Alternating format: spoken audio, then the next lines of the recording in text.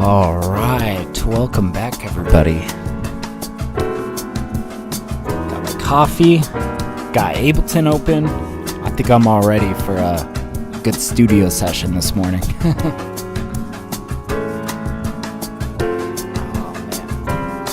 But yes, welcome on in, guys.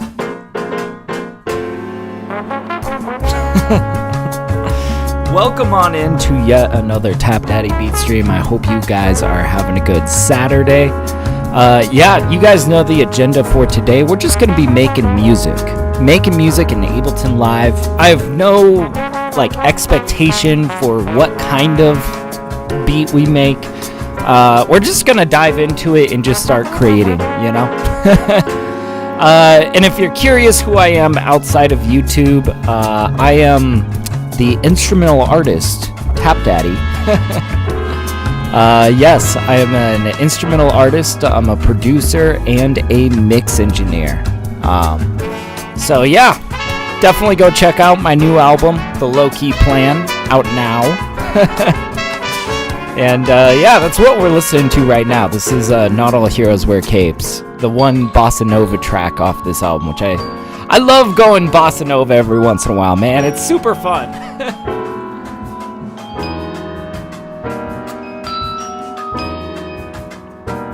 All right. Should we get started? I think we should. I'll put the kibosh on that. You guys can go check out the new album if you wish. I'll drop a little link to my Spotify in chat just for anybody that might want to go check it out. But let's dive into it, guys. We got a brand new Ableton Live set. It's a blank canvas. Let's see what we can make of it. All right, so I want to start by listening. I was just literally minutes before going live, I was just downloading samples as much as I could. I found a couple of piano licks that I thought were really cool, really spicy licks. Let's give them a listen and start thinking about maybe what we could do with them. Let's see. So these two really caught my eye. Ooh. It's so quiet in Ableton's preview, you know?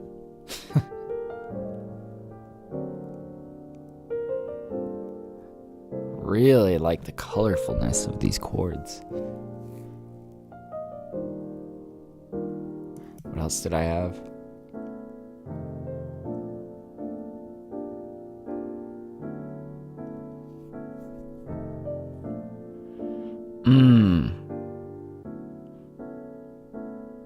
I really like these chords. And you know what I'm kind of considering, what I'm kind of thinking is we could kind of chop them in order, but we chop them rather than warping the piano to kind of give it a more robust feel. That could be cool. Yeah, maybe we start with that. Let's also go digging through some drums. I was just making a ton of drum kits. There was one that I made last night that I think was sounding pretty cool. I hope I saved it. Yes, I did. Good on me. I swear, half the battle of good music production is just is staying organized in your DAW, you know. All right. Let's see what we got cooking today. Let's see.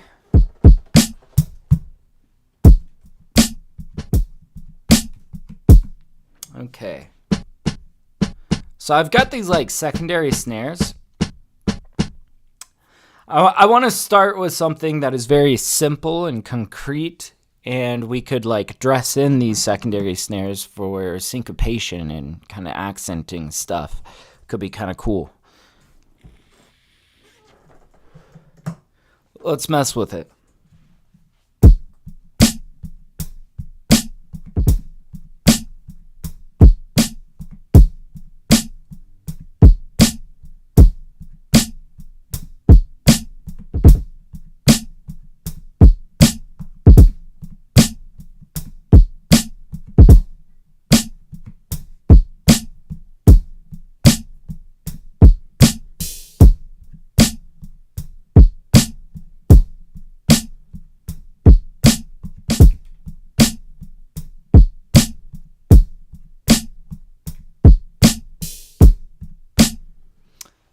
something simple like that, you know?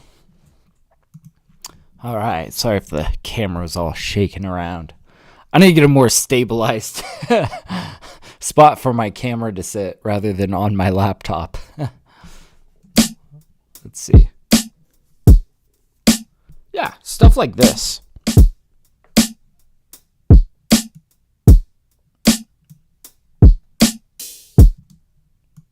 Okay, so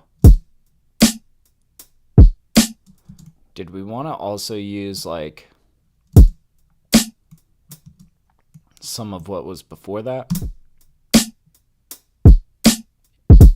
It wasn't as concrete.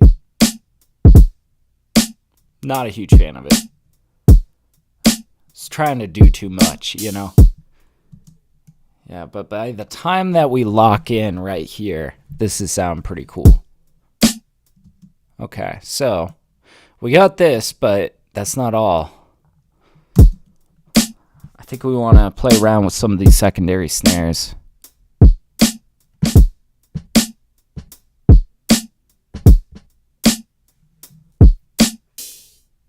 Let's make sure that that turns around nicely. Yeah. Okay. All right. Now, let's go into our piano roll here.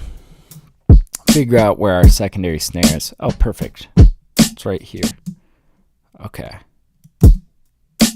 So I think it's advantageous to kind of like maybe lay down some of the, drums by hand like we just did on the MPC, just to kind of feel the groove, right? But then for some of the more like technical details, like this snare work that we're about to dress in to get kind of in the weeds in the piano roll, Some of these subtleties are a little bit easier to hit when you pencil them in, So let's grab our pencil and let's pencil them in. And I'm thinking like, okay, so like something like this.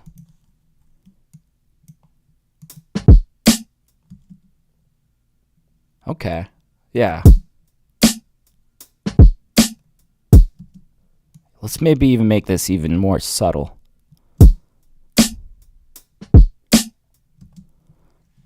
Yeah, and we could slip in another one over here. Oops. Yeah.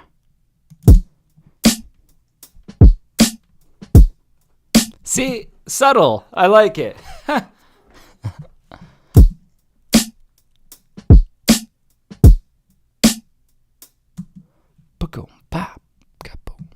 Yeah.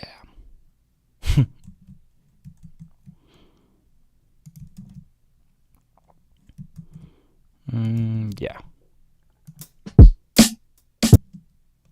Yeah, we hit the pickup right there. Okay.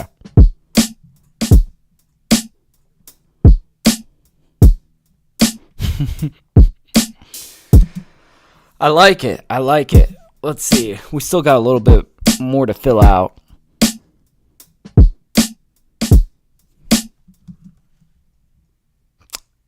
Would this be better though?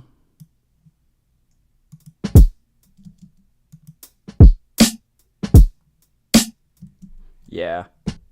We also had a different guy up here. If we wanted to just give ourselves a little bit of variety. My secondary snares have secondary snares. I like it. See, subtle, super subtle. Let's make sure that kick is up there.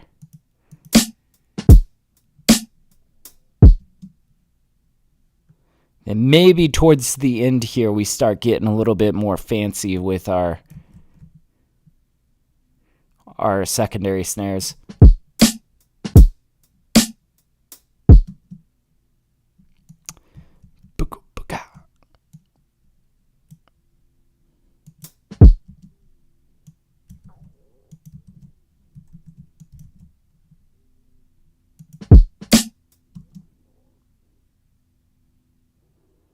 Okay.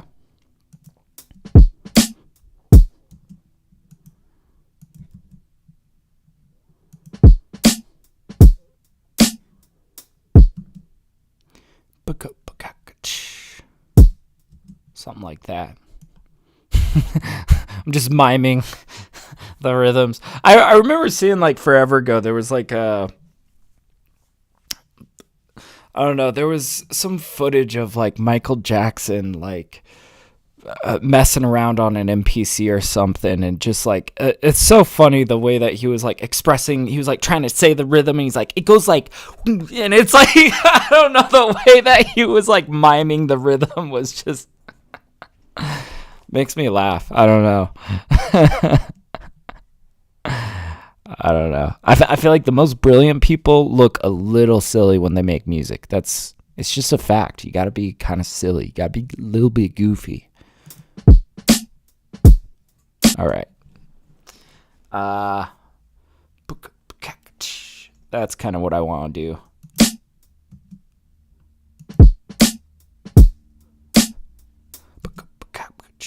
Okay. So then we can do like this. That's what I was thinking. Yeah. Getting there. Boy, these drums sound really good dry, you know? I'm not sure I'm gonna like process them too heavy. I am just curious though, if we rolled off the highs, maybe that could sound cool.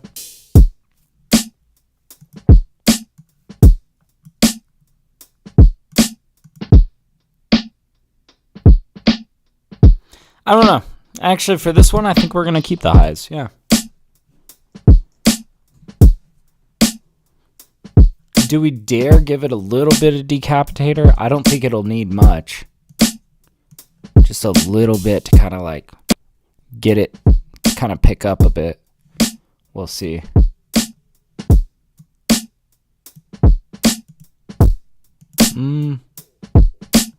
I'm actually not a fan of what that's doing to the kick.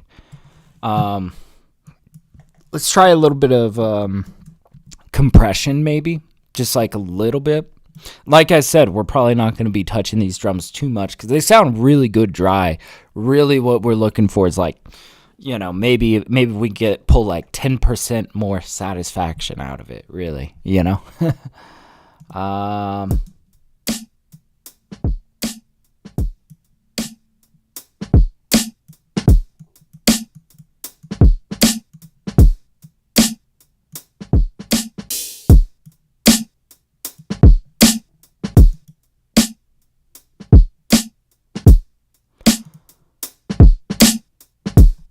Yeah, I'm not vibing with that either. The only thing I have left in mind is a little bit of LA2A to kind of lift it, but I'm cool with letting these ride a little bit more dry, you know?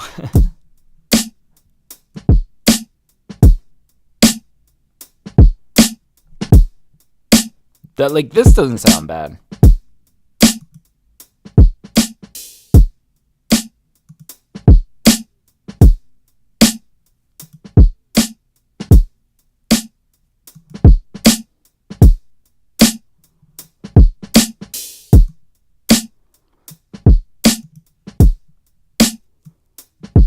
Okay.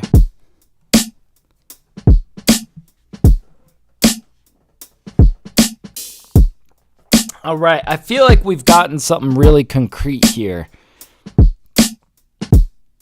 Now I think we can move forward.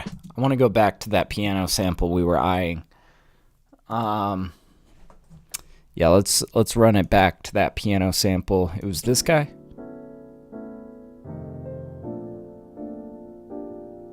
So first of all, we're at 155. We're going to bump that up to 156 so it can be viewed as an even 78 BPM. Yeah, we'll call this one 78 BPM.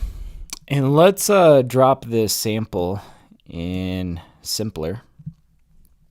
We'll see if we can chop by region. We might need to adjust it.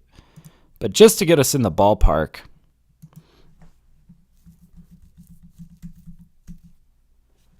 Okay.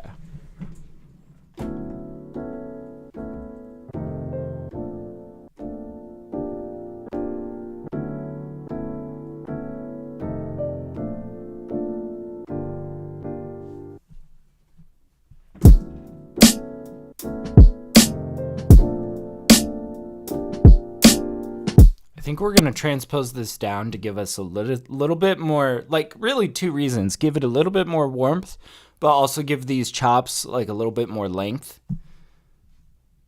So let's transpose.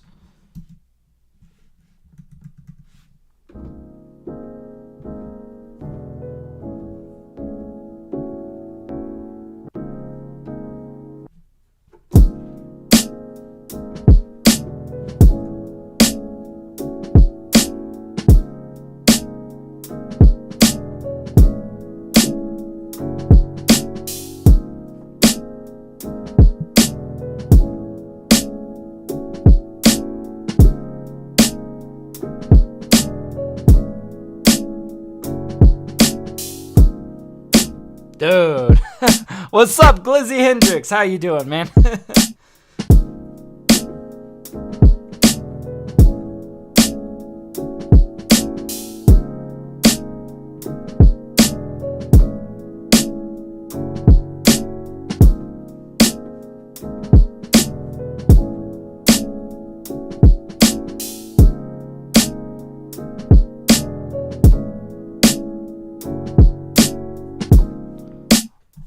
Dude, that is way too good. That is no business being that good. And we're just kind of playing these chops in order. That's fine. You know, it's just really the reason why we chop it, though, is to kind of give it a little bit more robustness. Although this is sounding a lot more buttery smooth than I was imagining. I was kind of hoping for a little bit more of a chopped feel, but I'm happy with what we've got here, you know.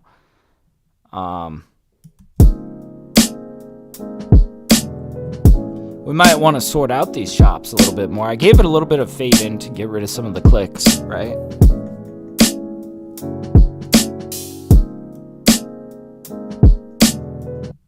Yeah, so like this guy might be able to scoot back a bit.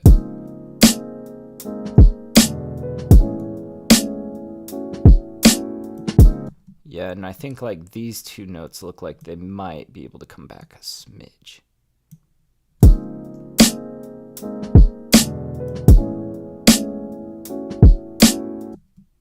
Just a hair.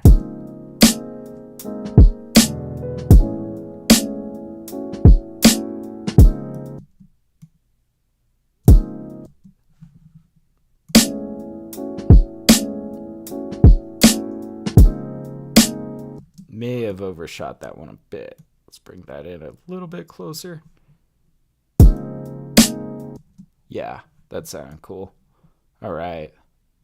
Yeah, honestly, these are pretty well chopped. I don't see anything in here that I'm disagreeing. I'm not hearing anything that I disagree with, so there was just like a few that I wanted to kind of straighten out. All right, cool. So, wow. We got quite a little jazzy banger here. Oh man, I'm gonna have to really slam dunk this track.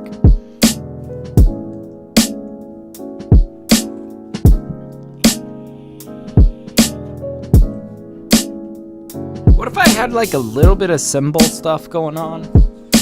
Like maybe we hit a ride cymbal here and there.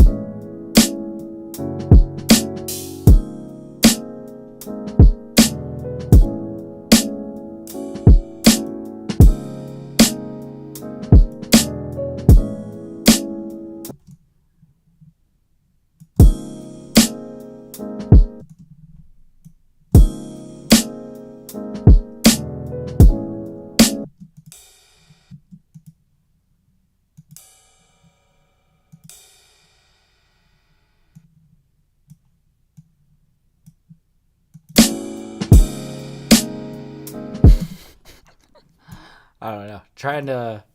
That's a little bit intense, right? But I was kind of thinking like maybe we go something kind of more minimal, but just like light detailing off on the sides. And I like that these are already kind of opposite ears of each other, right? And slightly different pitches. That's actually really nice. Let's take both these guys and just bring them down. Down, down, down. Yeah.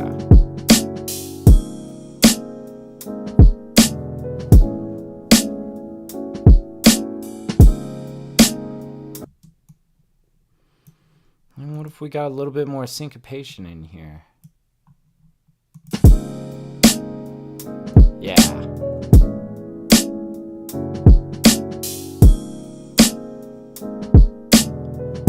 This guy could come down. I think both these guys could come down. We want these to be minimal details. You know? Think about, like, I don't know, I feel like to some degree, the smaller you can make something, the more depth your music has, right? If everything's like right up front in your face, it has no depth. It's like all right up smashed in your face, right? But I feel like, you know, some of the real nuance you can derive from music really comes from the tiny details that are almost unheard or not really meant to be, like, noticed, I suppose, right? I feel like these are still too loud.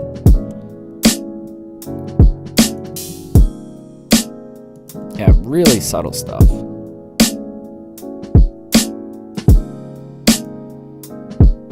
Not bad. This guy could come down one more.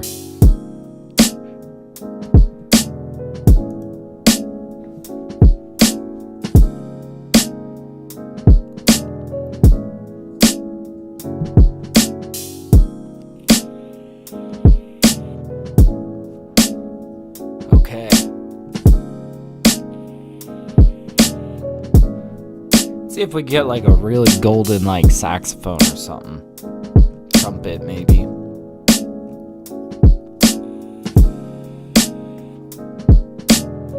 First of all, let's extend these out so we have a little bit of room.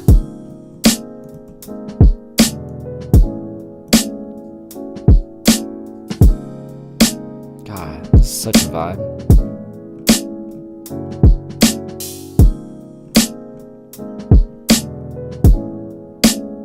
What is this guy? I'm gonna jump to the ones that I haven't listened to first.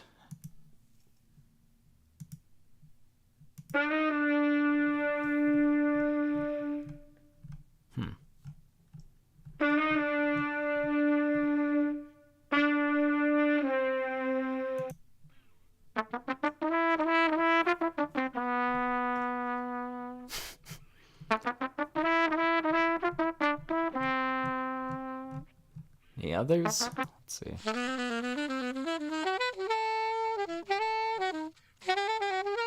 Way too busy.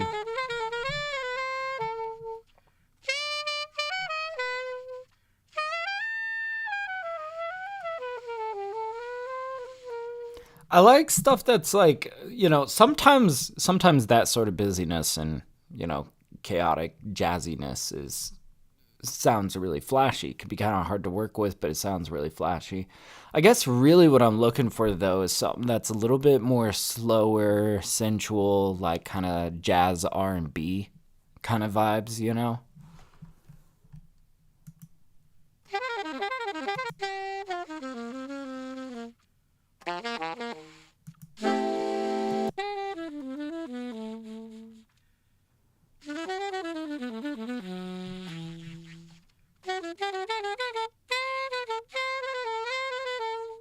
Well, something like this could be expressive and cool. It's a little chaotic, though.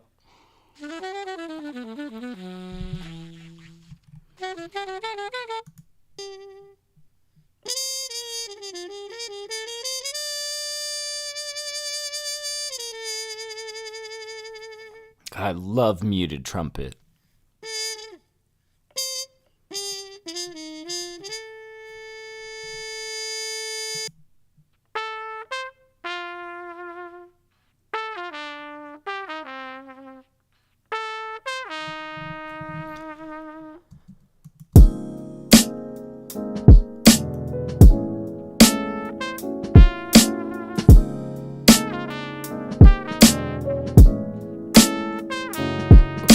Imagine this, but it's actually in key. I know, gotta use your imagination. I think that could be cool. Oh yeah, why not? And then we could dance around it with our like some additional detailing. I always go for the vibraphone. I'm gonna try to hold off on the vibraphone for as long as I can, but I know it's coming. Start with complex.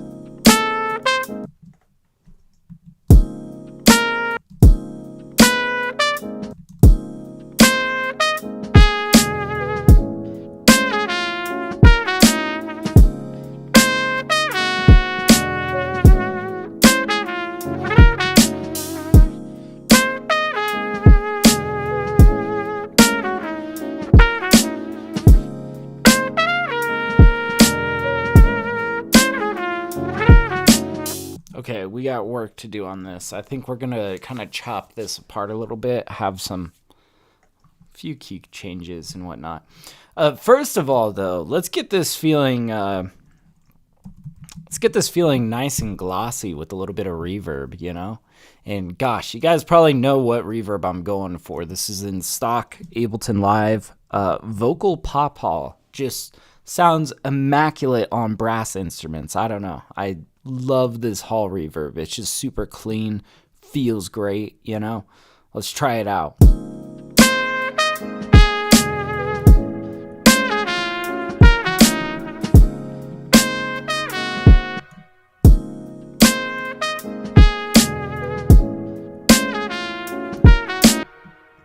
Okay.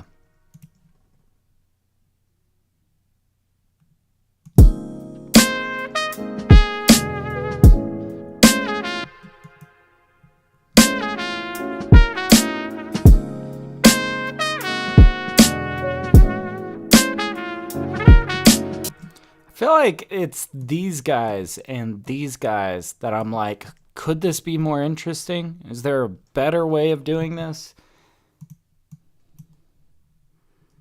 Like maybe it's kind of trading off. We do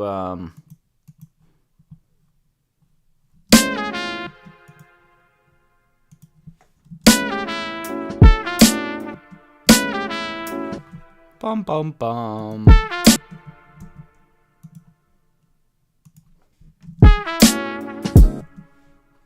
See?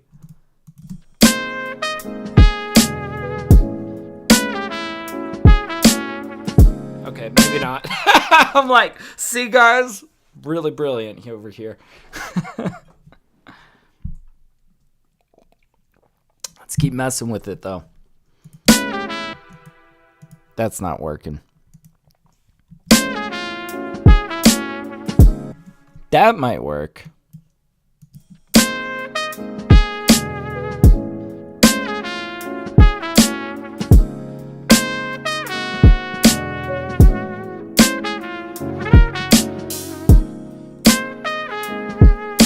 I love that. Ba-ba-da.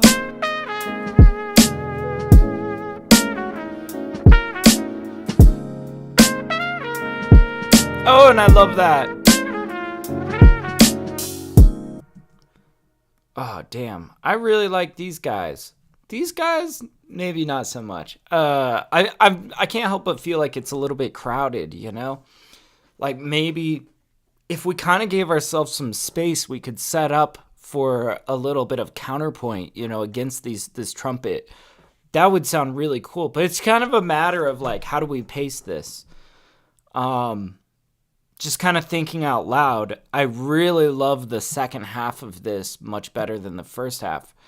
And I don't know how this would work, but it would be really cool if we could like kind of space these guys out so we have a little bit of an A side, B side, and room in between for little counterpoint.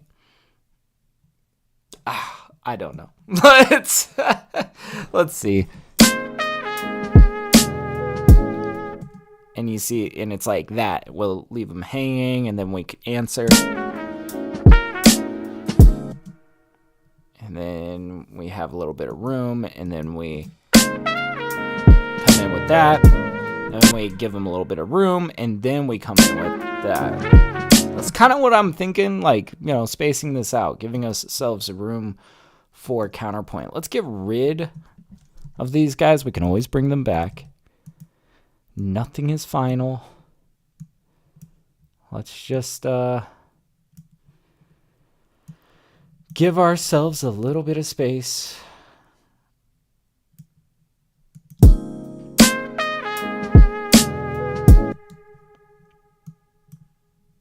And maybe we chop this and bring it over here.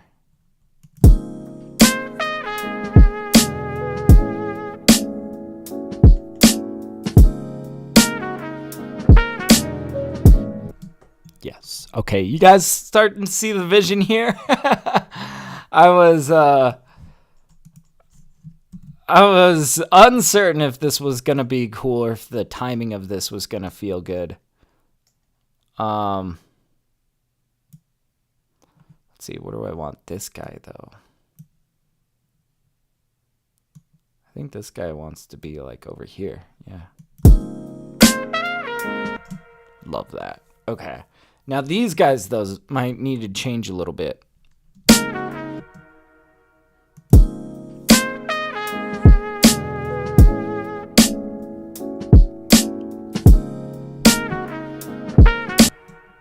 Ba-da-ba, ba-da-ba. Something over here. Like, yeah. Haha, yeah. Woo! And we do the same thing. Where we're going to bring this guy, I think, right over here.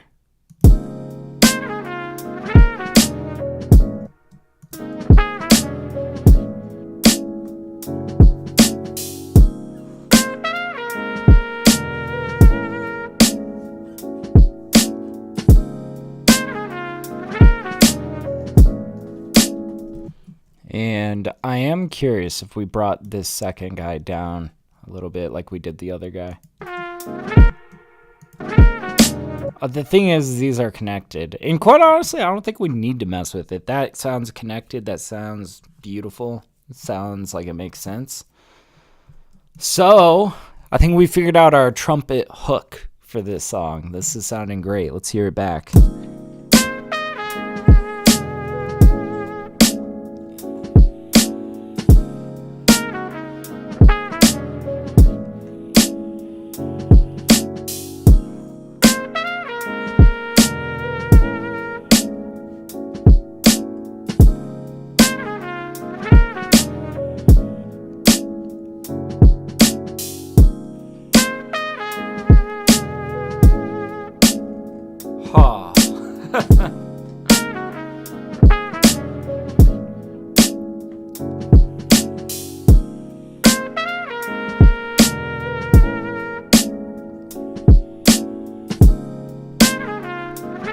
God, those ride cymbals really do add a lot, right? This is gonna be a perfect jazzy, like, boom bap track, you know?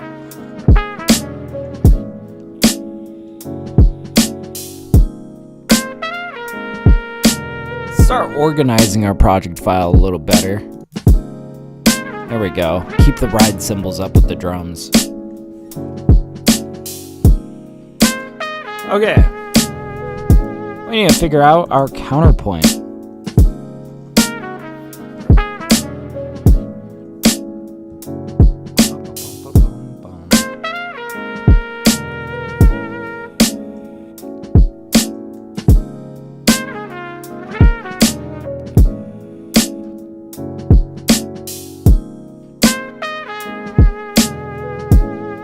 Got a little bit of guitar in here, I think would sound slick. Well, jazz guitar, but we make it really, like, I don't know, a little eccentric. Maybe we do like some guitar bends and stuff.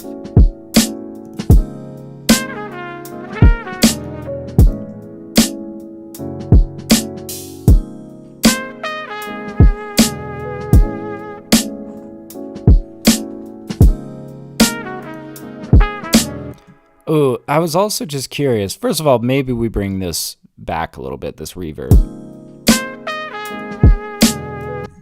What if we had like the tiniest little hint of delay on this trumpet? That could be cool. Sorry, I'm getting distracted here, but with good things, I think. I have to go every 8.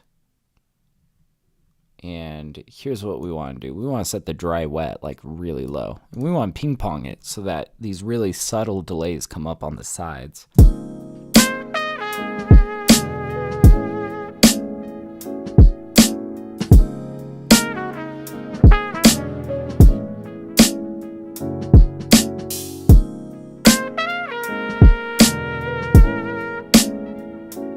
Okay, actually, I have a better idea of how we could do this. Let's utilize return tracks.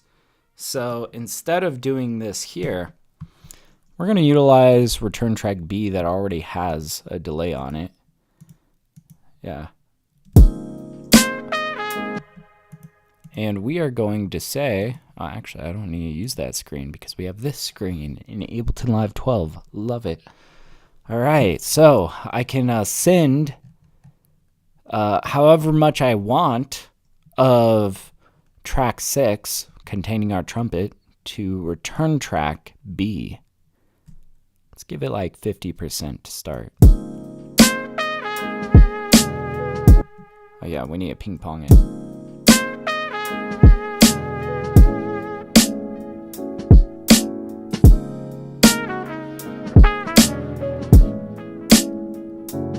Now, I don't think that what is being sent, does it have this reverb? One way to find out.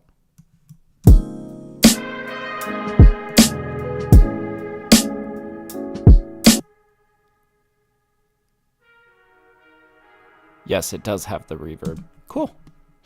Cool. Just wanted to make sure, you know? Okay, I think we had that at like 17%.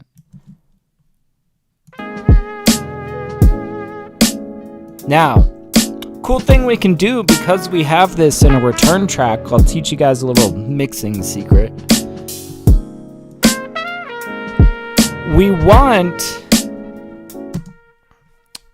We don't want these delays to distract from our beautiful trumpet melody, right? But we do want them to be heard.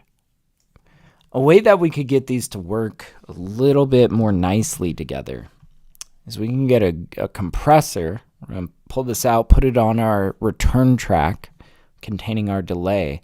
And we're going to say, okay, sidechain, take input from track 6 that contains our trumpet. And we want to be kind of sparing with this. Let's just give it a little attack, a little release, so it's not like jumping, you know? And then we want to pull this threshold back such that every time that the trumpet plays, the delay comes down just ever so slightly. And when that trumpet lets off, that delay comes back up ever so slightly, right? But we want this to be really subtle. Like we don't want people to notice that there is a difference in volume in the delays, right? If people notice it, then we've gone too far, right? We want it to be super subtle. So let's try this out.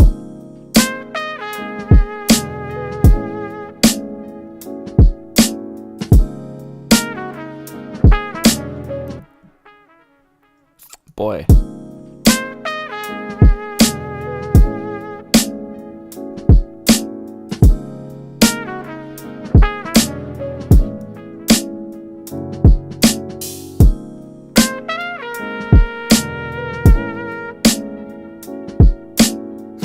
What do you guys think?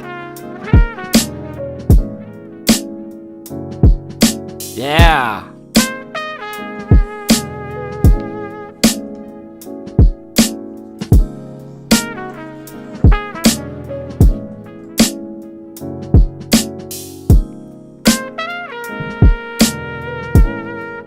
Dude, that is sounding so cool.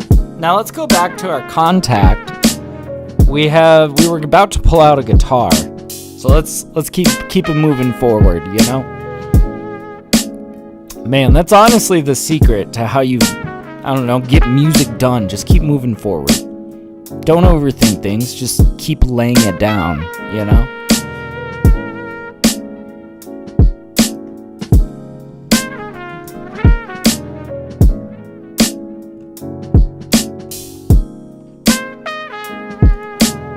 Was it modern jazz or mellow?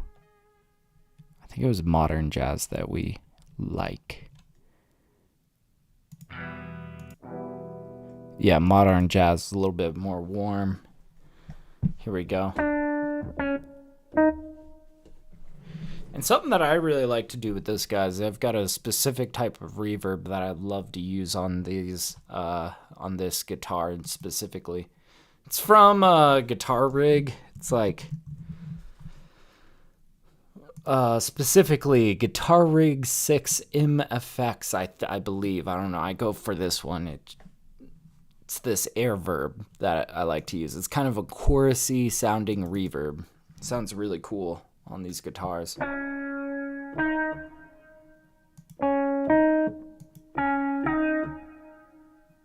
Pretty cool, right? All right. Curious also, what about these spread?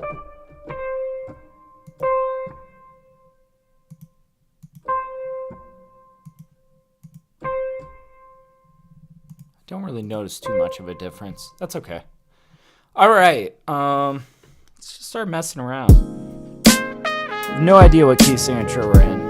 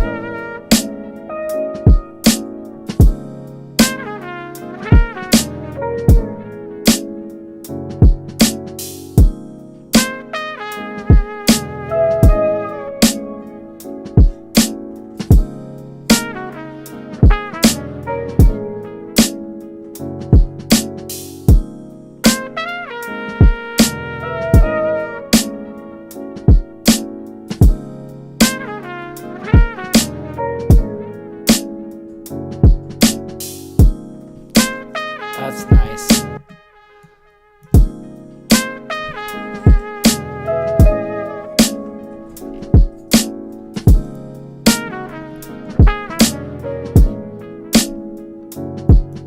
Let's compress this guitar a little bit.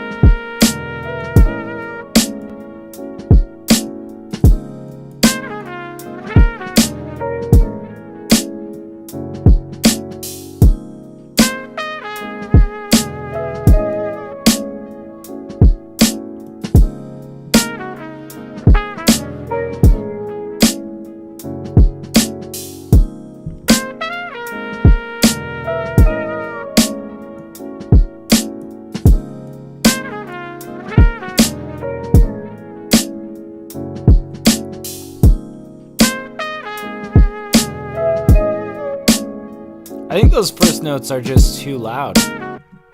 Yeah, let's tame those down a little bit. Let's just bring these down like to something a little bit more reasonable.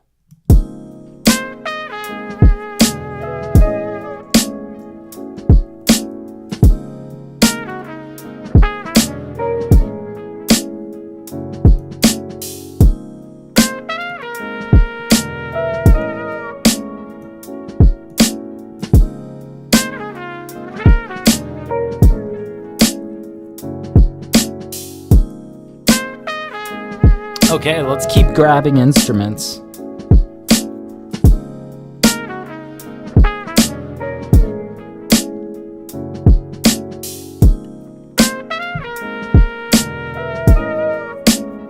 God, what do I want to pull out?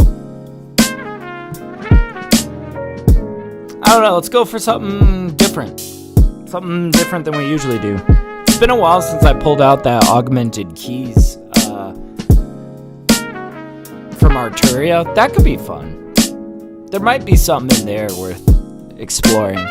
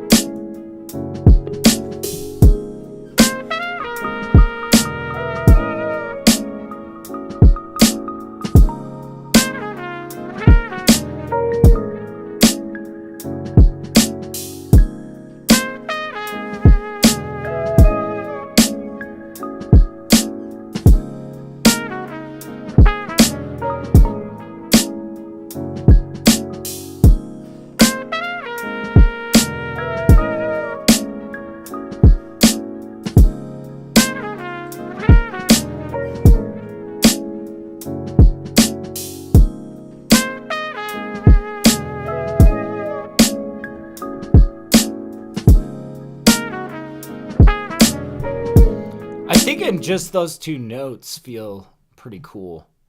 Some airiness in here, you know?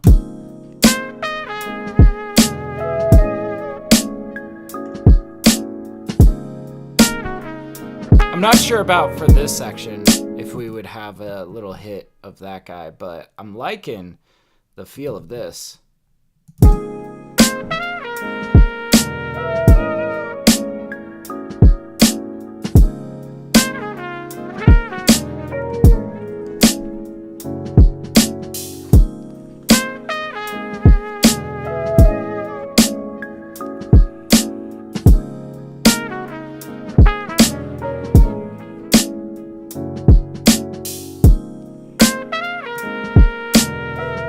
Oh, and I think I have an idea for that little middle section here, or really just like this space.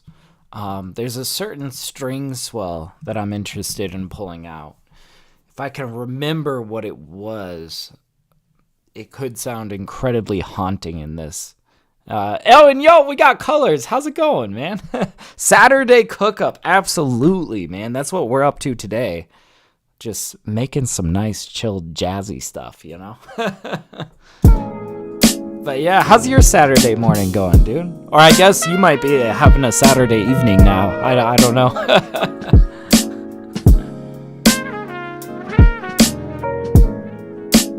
Oh, man. Yeah, let's go look for that string swell. I got something cool in mind. It was somewhere in one of these folders. Oh God, I got so many string samples. It's gonna take forever to find it. I have a feeling we can find it though.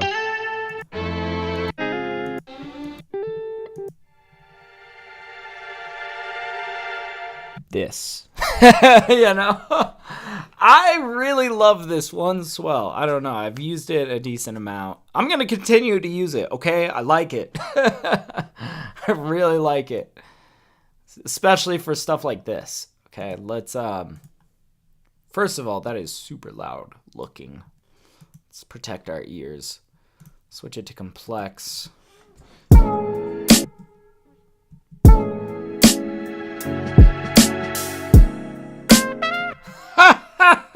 Dude. That's cool.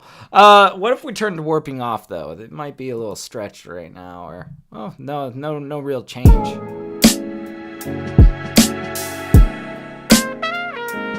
It just feels a little bit more natural. Let's turn this down even more. We want this to be a subtle detail in the background. But yeah. Yeah, I remember Nyx. I know. He says, yeah, Saturday evening for me. I feel it, man. How's your Saturday going, dude? It's good to see you. I'm glad you popped in, man. Let's also bring this guy over.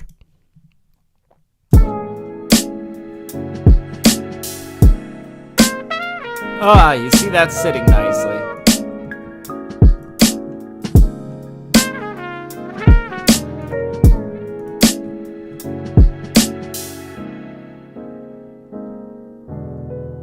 Woo! I want to come in on something here. Yeah. And then we come in. Let's give him a full 8 bars of that. Or 4 bars, or however long. That's cool. We'll come in, I think here, maybe like with something very sensual. It might be that we lay a little bit of piano on top.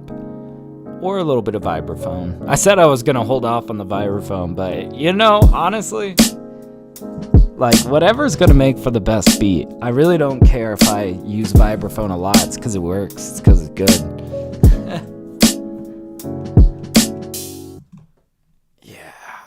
Oh, man. Well, let's keep that continuing on. By however much, I'm not sure yet. But we got some good meat and potatoes going on here.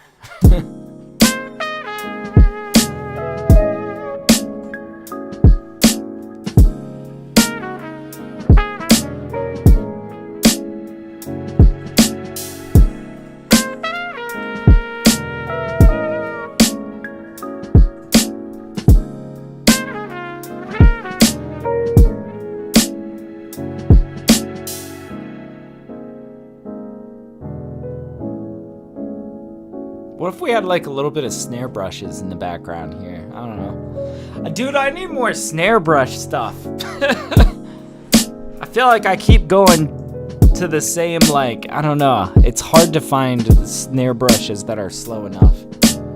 I think I've got one that would work here. If not, I can always go dig around in Splice, see if I could just find some brushes, you know. But that's what it feels like it calls for at that section, is some snare brush. Some snare brushery. Let's try to go track some down. I swear there's got to be some snare brushes in here.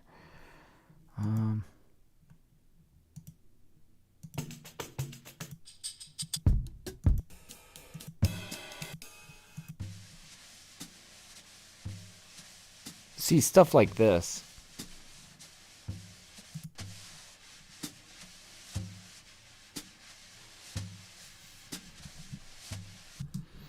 Let's see if maybe that works.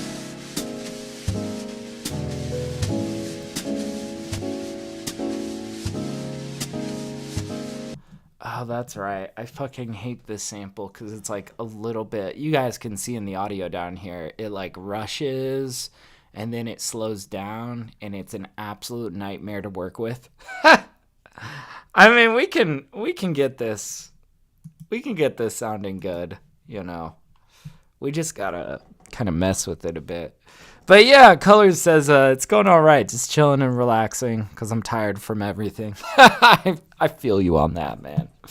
Yeah. Well, here's a nice jazzy track to relax to, man. Hell yeah.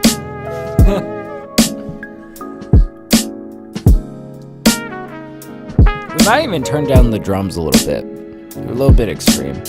Or at least that snare. Let's bring that snare down a bit.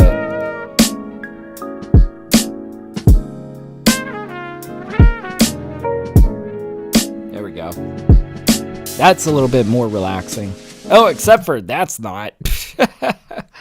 Okay. Well, let's try to get this locked in a little bit. So we're gonna warp. Do I want to do beats? Yeah, I guess I do. Let's try to lock this in, but again, this one like rushes and then it drags and it's a whole fucking thing, dude.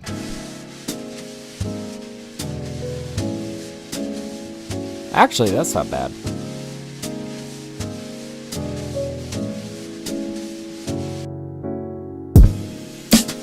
What's going on there? Was it loading?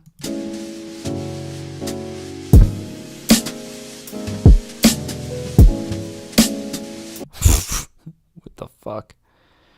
All right, and then after this, I think we need to consolidate this guy and warp this guy differently. Or, you know, maybe that's just like when this sample ends. Also, this is just like so fucking loud for snare brushes. We need to turn this like way down. I know, jump scare. I'm not trying to jump scare people. I'm trying to make them relax, man. This is for all the people who are tired of everything and need to relax. All right. Yeah, let's maybe we do try it. Let's just try to keep this in. Why not?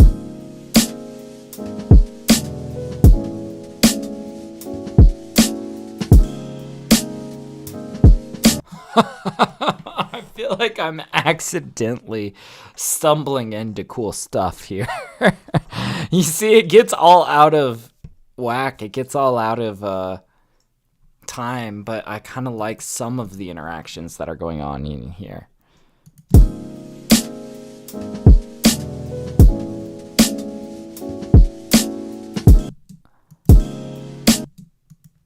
That's cool. Oops. No, not that. This. Let's get rid of that and let's slap that down again. But yeah, is this Ableton 12? Absolutely it is. I'm cooking up on my wife's laptop right now. Cause you know, like on my other laptop, dude, I just cannot run Ableton Live 12 while also being live on stream. I like mix down in 12, you know, off stream. But yeah, my wife's got a MacBook with the M2 chip, which is just really doing good. Yeah.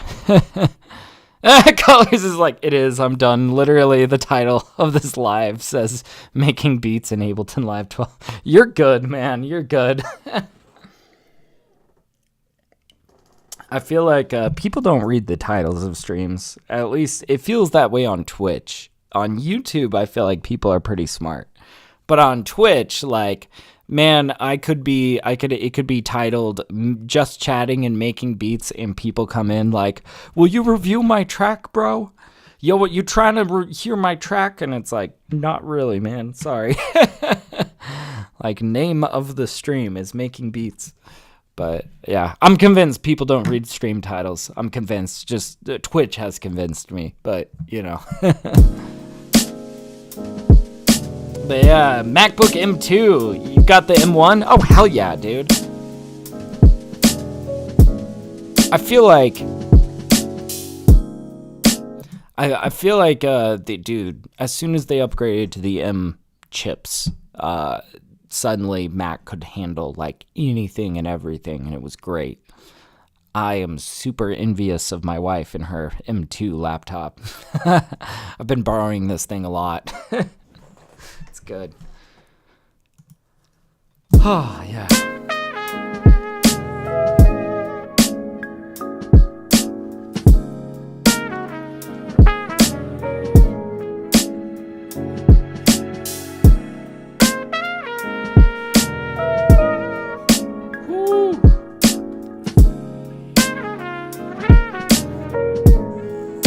Yeah, the M1 is still holding up 4 years later. Jeez, man. I will say, like, Macs are more expensive, right? But they always last me way longer, you know? My laptop, which just now I'm still using for the live streams over on Twitch, and I still use it to mix down for the majority of my clients, you know? Like when I'm doing work in the studio, I'm usually working on my laptop, not my wife's laptop, unless if I need to borrow it for a reason. But the thing is my laptop I got in 2018, 2017. It's like 2025. Like, dude, it's lasted me so long. I feel like most laptops that are like Windows machines, last me about 4 years before something goes catastrophically wrong with it and I need to go get a new laptop. So I feel like from that perspective of like, well, are you investing in a laptop that's going to last you 4 years, or are you going to invest in a laptop that's going to last you like 7 years? That's where I feel like the price tag for Macs are a little bit more justified than, I feel like a lot of people are, very anti-Mac just because they're very expensive and, I don't know, not as third-party compatible. But man, I'm not gonna lie. I feel like I just really love the MacBooks. They just work, I don't know. I feel like I always get frustrated with Windows machines. They just get so slow and bogged down. And I feel like they get slow and bogged down with things that are like stuff that I never use. It's like it's the operating system, really. The Windows operating system just has way too many bells and whistles that nobody asked for. Like, I remember back when it was like, Windows 10 or something? That was like the last OS that I was using from Windows. And oh my god, it would just get so slow trying to boot up because it like had to scan for like new wallpapers to recommend me or some shit, and it's like, I don't need all this shit, man. Like, and I guess I could have turned a lot more of these features off, and I tried to, but I don't know. Point is, I feel like Windows gets very, very bogged down with just like silly things that I don't use,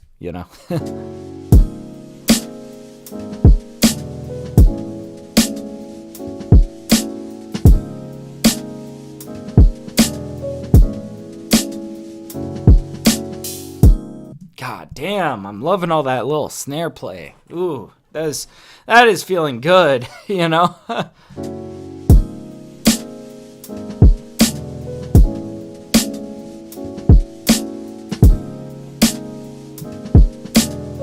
think we need to figure out what we're doing for this section. Ultimately, we're going to bring them back around to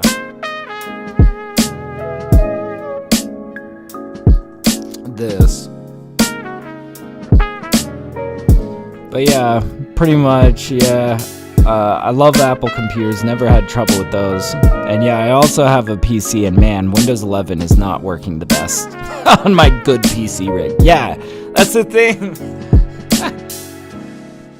I feel like a lot of people, their biggest argument for Windows is that it is, a lot more third-party compatible. You can upgrade, you can give it a new graphics card, you can give it more RAM, you can do all sorts of things with Windows machines, but, and this is my perspective as somebody with a degree in computer science, I feel like the issue with Windows is it doesn't come down to the hardware, it comes down to the software, Like, what's the point of having a super powerful processor and a bunch of RAM if the software using that processor and RAM doesn't know how to really utilize it, And that's where I feel like Mac sort of has a little bit of an edge in that Mac is a lot less third-party compatible. They don't let you just like swap out the chip on your laptop, But with that predictability of like what sort of hardware is going to be on a MacBook,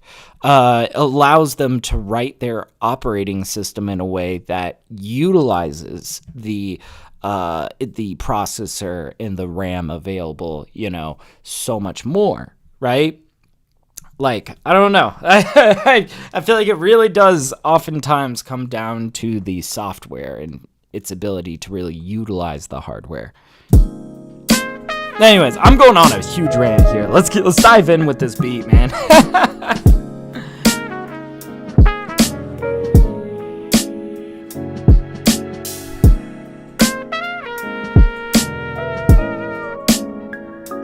God, but this is beautiful.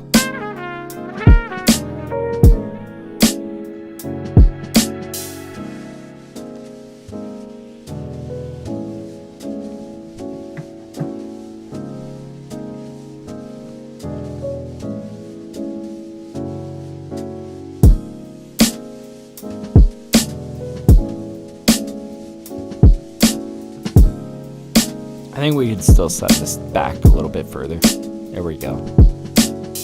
Okay. Okay, we got to figure out what we're doing down here. Now, I would love to get like another solo going in here. Maybe if we could trade off to some saxophone, that would be amazing. I will take another trumpet, but it would be just like a lot more ideal if we had a saxophone. Or even like a stack. Ooh, that'd be cool.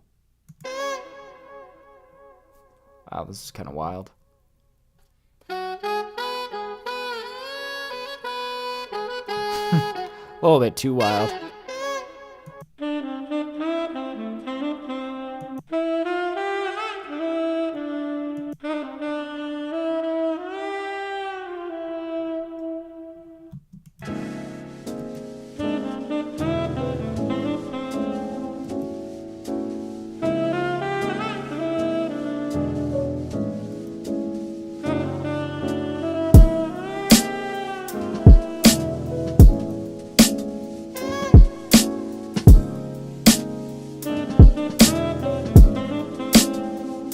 I feel like I'm like piecing together something in my mind here.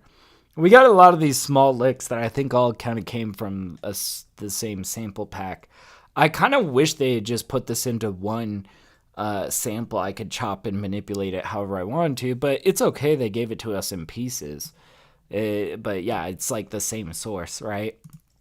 Let's change this to complex. Let's like turn this way down.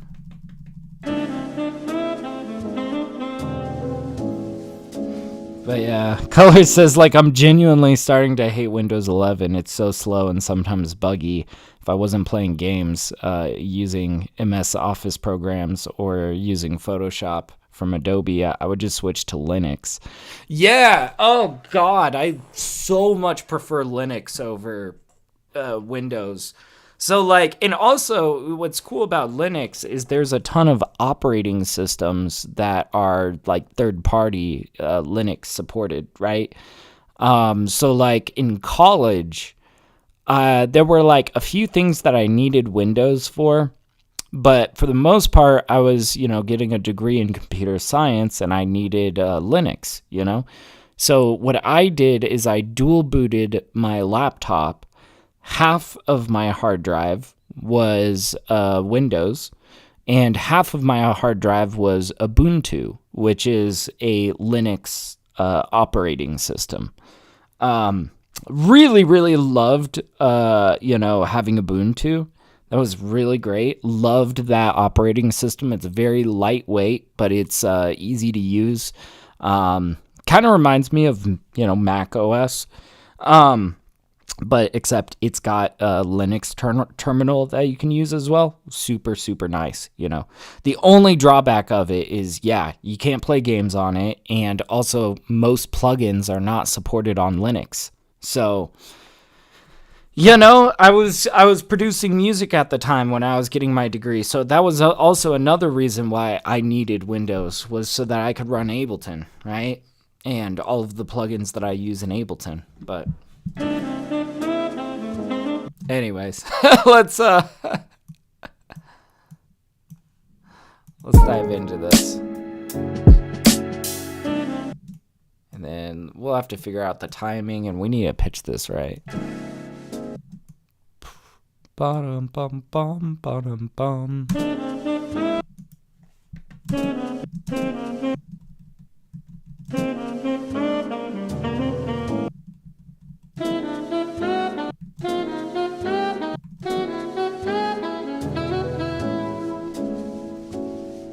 Oh, that sounds better.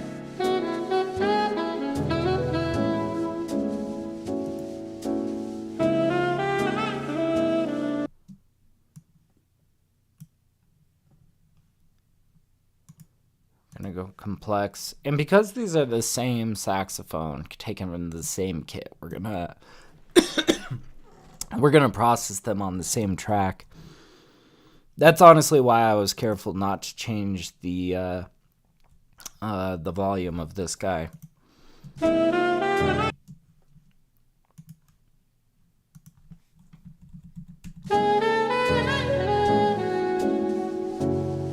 Yeah.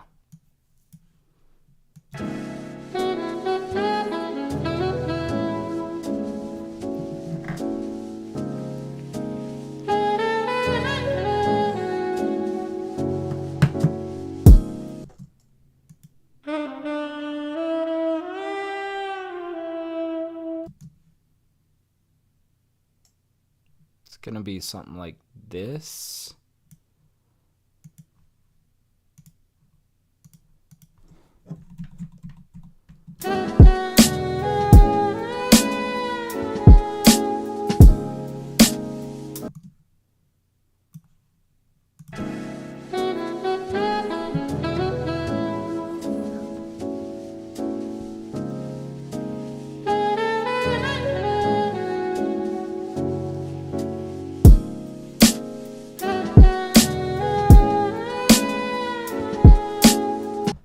If we had that come in like a little bit earlier.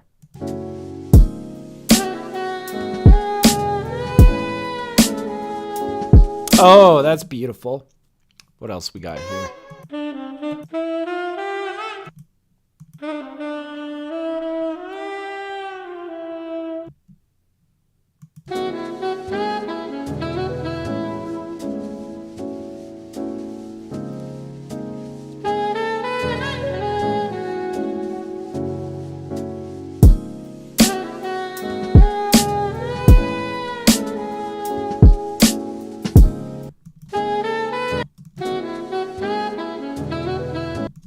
Probably finish it out with one of these guys just to bring it full circle. There we go. But yeah, dual boot Linux and Windows, that's an option. But dude, I think if I remember right, the reason why I had to go get a new laptop was because I bricked my laptop by I was in a compilers course, a 400 level compilers course. It was my last year of college. And that's actually the class where I met my wife. Actually, we met in compilers.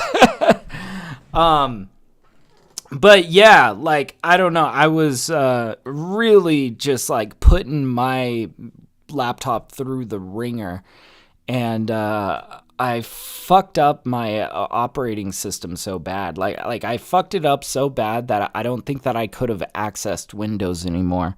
And I just had to go get a new laptop. Like, I pretty much bricked it, you know?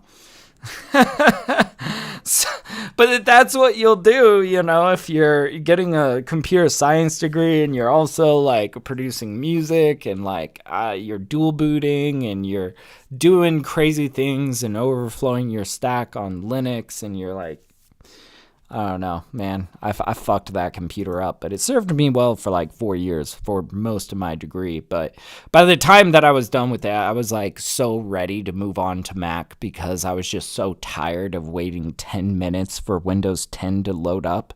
You know, it was just driving me nuts.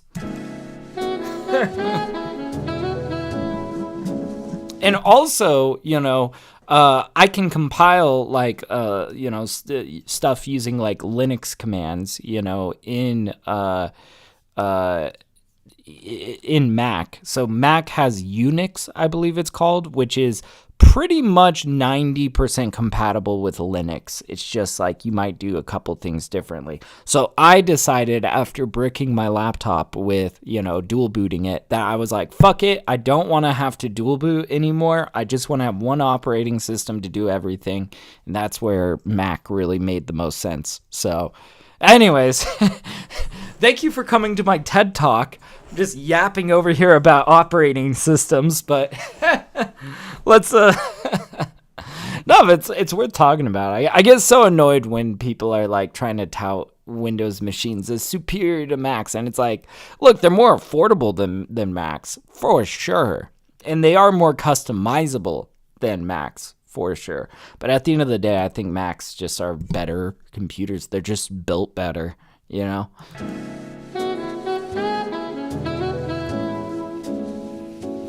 Yeah.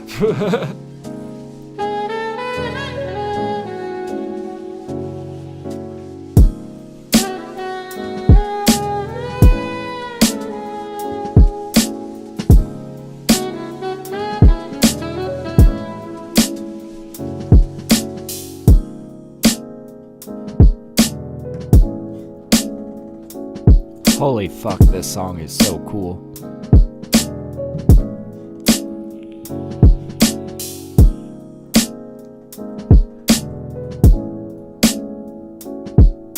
I need to give this song like a cool name. We'll call it like Day of Reckoning or something.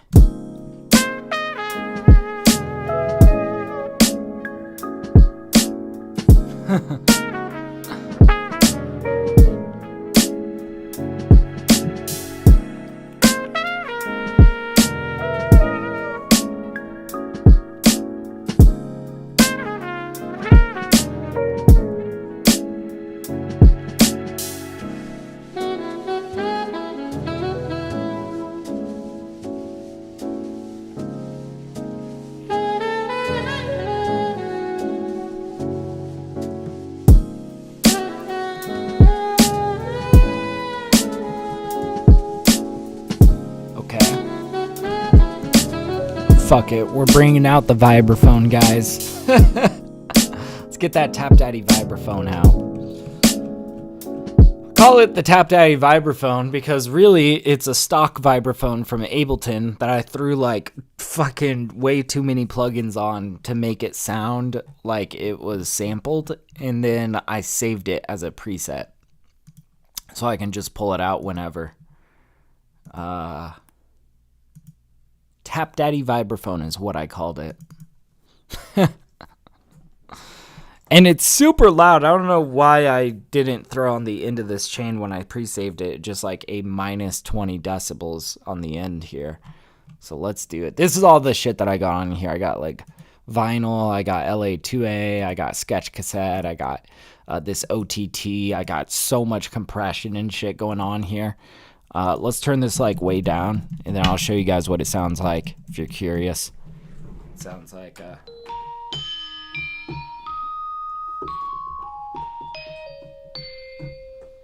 cool stuff, you know. But yeah, Color says my first year in university is almost finished. Well, I still have like 45 weeks left. Oh, that's what's up, man. So now that you're closing in on your first year of university, how do you feel about it? Are you enjoying university? Is it kind of still need to get adjusted to it?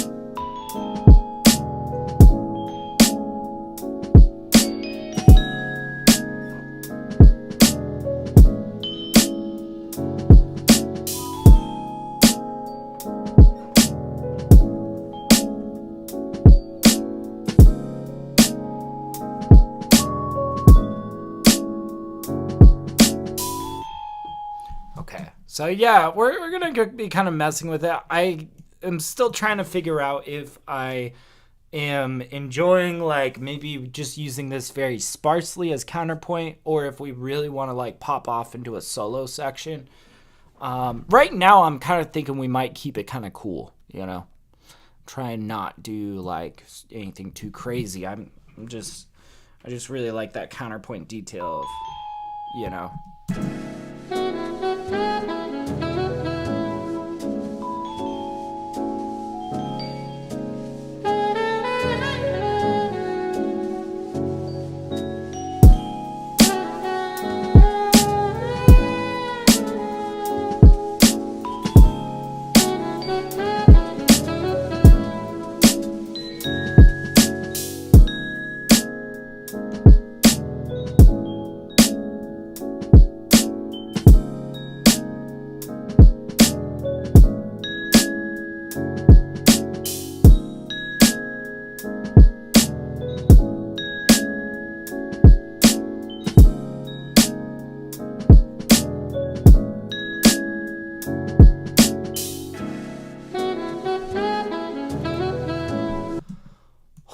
That was kind of cool. Okay, so yeah, keeping it really simple and cooled out on this vibraphone part. We're gonna definitely touch this up quite a bit. Really loved how we kept it very subtle over here. That was beautiful, man. Loving that. But there were some mistakes, you know.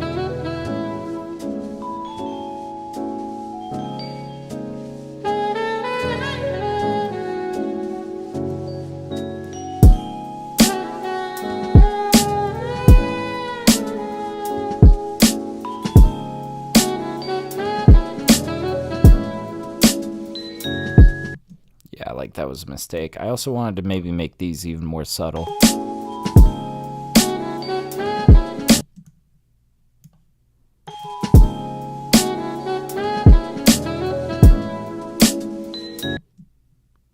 Bum, bum.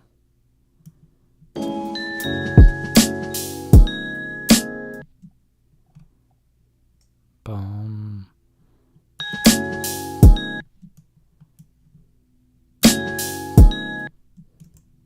Bum, bum, bum. I think this needs an extra note over here somewhere. Like this. Easy. Yeah, then we cool it out. That guy was a little bit loud. We're keeping this very cooled out.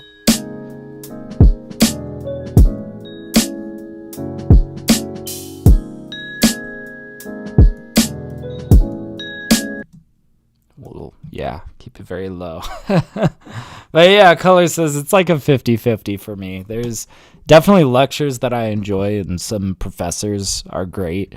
But also there's certain people / professors that are not helpful. Also, I have to take random lectures that don't even circulate with my music studies or correlate. I got you.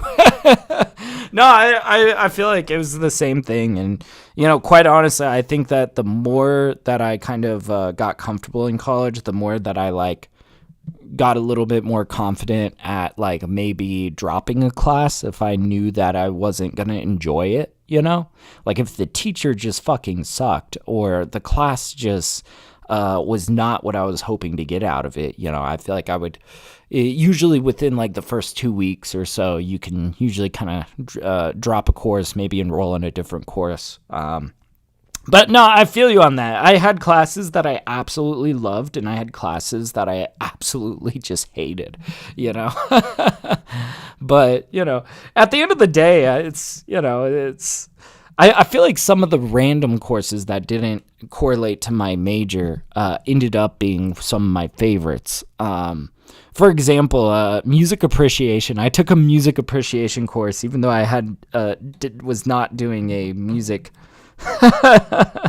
a degree, you know, but damn, it was a nice break for my day to go like, I don't know, appreciate some music, you know?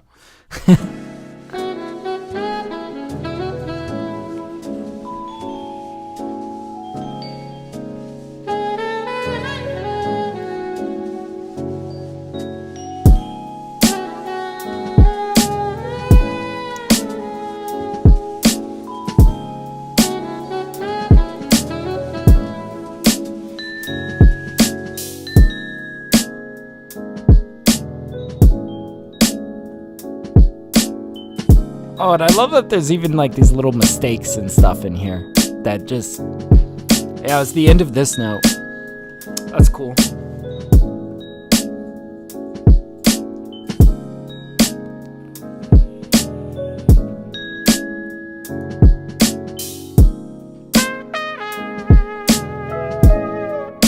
Oh man, we might even. I actually got a little bit of an idea. So what if we took all of this, we brought it over here, and of course there's a little bit of touch-up stuff we're going to need to do, like that guy needs to get extended out. Okay, but really what I was thinking is if we like took back the drums there, kind of let them assume that this is like a bridge section, even though they're coming out of the bridge.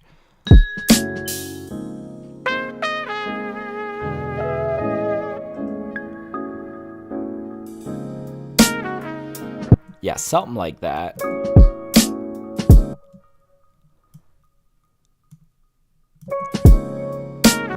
Yeah.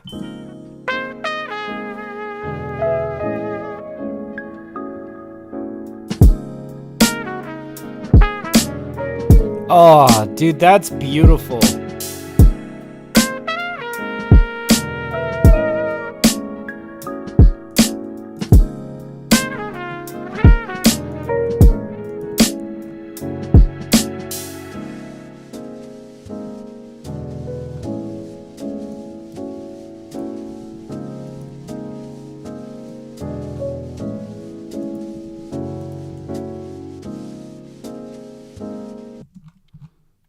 I'm not sure if I want to give them like a full like 16 bars here of outro.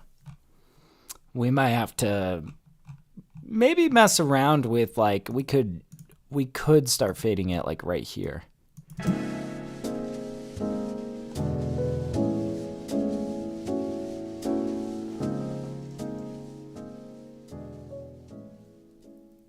It sounds a little bit abrupt there, but what if we made this a little bit more curvy? Something like this.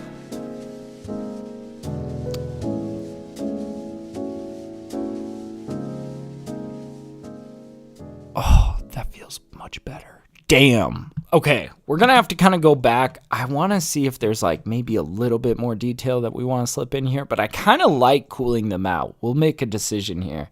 But yeah, I see Color says, yeah, what I like about university is that it's more welcoming for sure. In school, I never felt welcome there. I really hated school.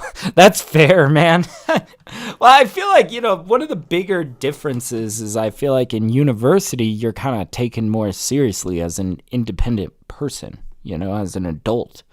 And I feel like people, maybe it's just kind of feeling the, like, I feel like the big difference is like in high school or whatnot, you're still kind of like considered to be a kid, treated like a kid.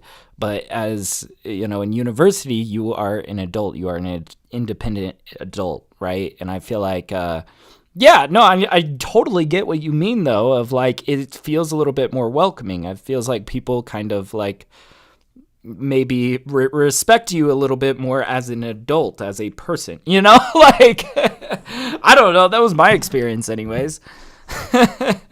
And yeah, also I feel like it's just different because it's like most people are pretty far away from home, they're at university and, all new friend groups and all that. So I think people are a lot more like maybe eager to like meet new people and give people chances and, hang out with a stranger for a day, like, I don't know. I remember in college, just making friends with random people at the university bar, Yeah,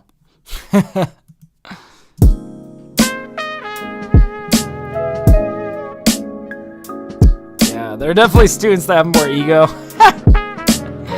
Hard to work or even talk with. Oh, there's always those people. Oh my god, dude. I swear, engineering majors.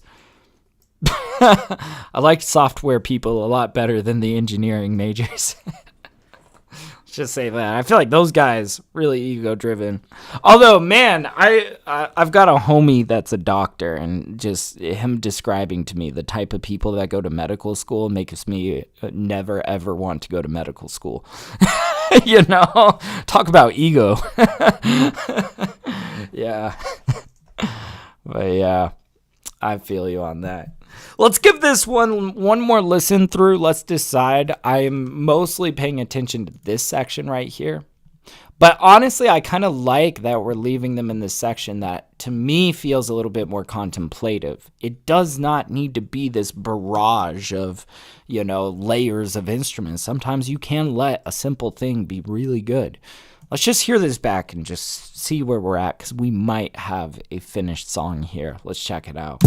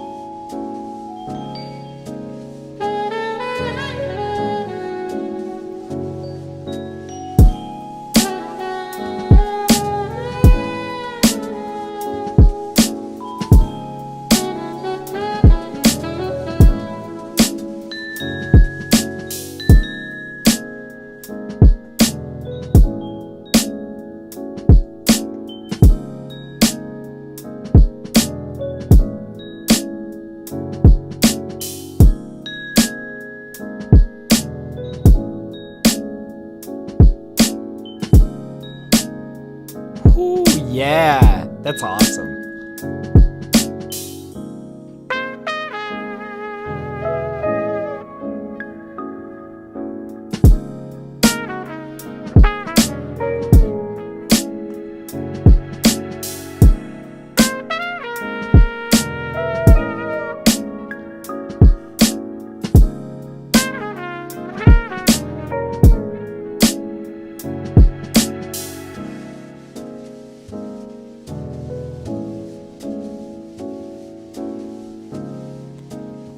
Damn, I think we've got a song here. We just need a little bit of an intro.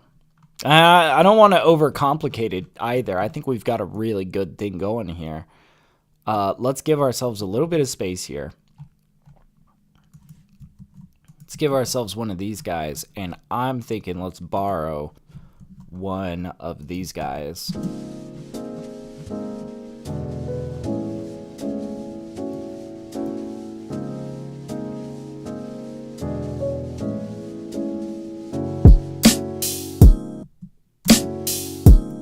Yeah, let's think about how we want that to drop in. Yeah, let's actually do this instead. Yeah, that feels good. Okay, let's hear this intro, and if we got this, then I think we got a beat.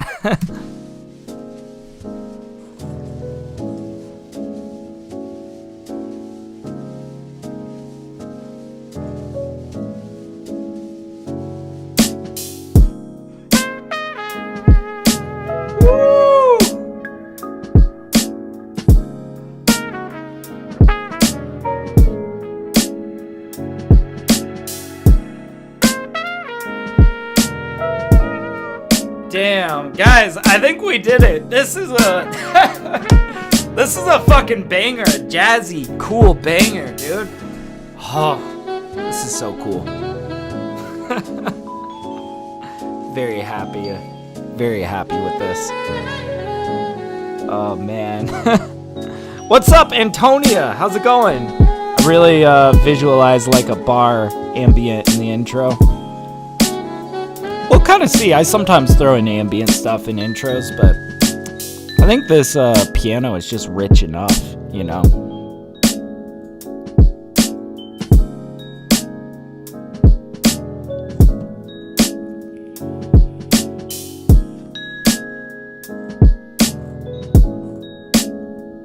God damn.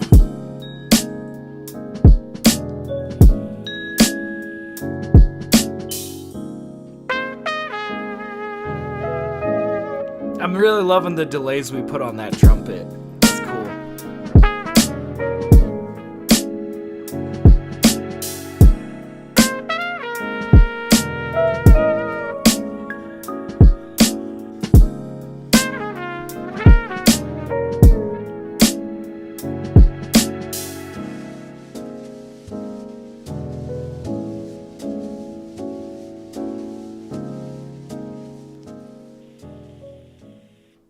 God.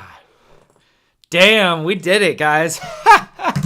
That's amazing. Let's do another one. First of all, we got to save this. I can't believe I haven't saved it. I need to get better about that. I need you guys to get on my case. What song am I on? Wait, before I save. What song am I on? 976. But then I made 977 on my other laptop. So this is song 978. Yeah, 978. Cool. Man, we're approaching 1,000. We're approaching 1,000. I don't know what I'm gonna do for my 1,000th beat.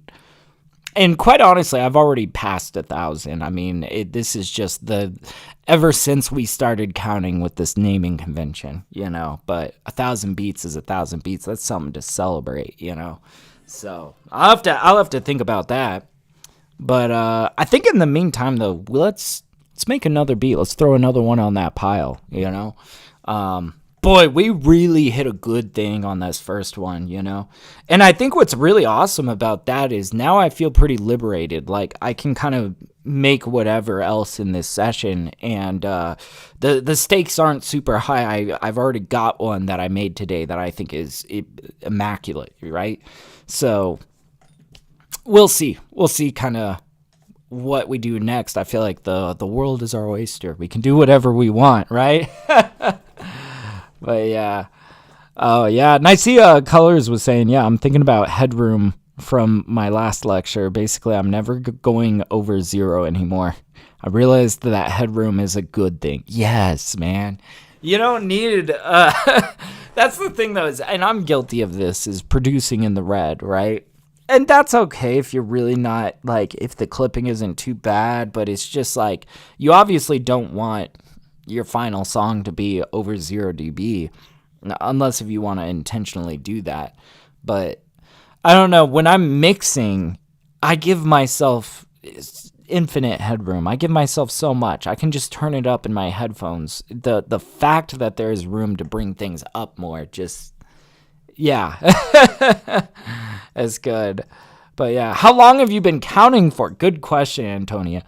I'm trying to think. So I started that naming convention, I think, about when I was in my last year of college. So I think that was in like 2018-ish, 2019. Although the majority of these have been made in the last 4 or 5 years. Yeah, about the last 4 years. Ever since I started working as a producer, you know.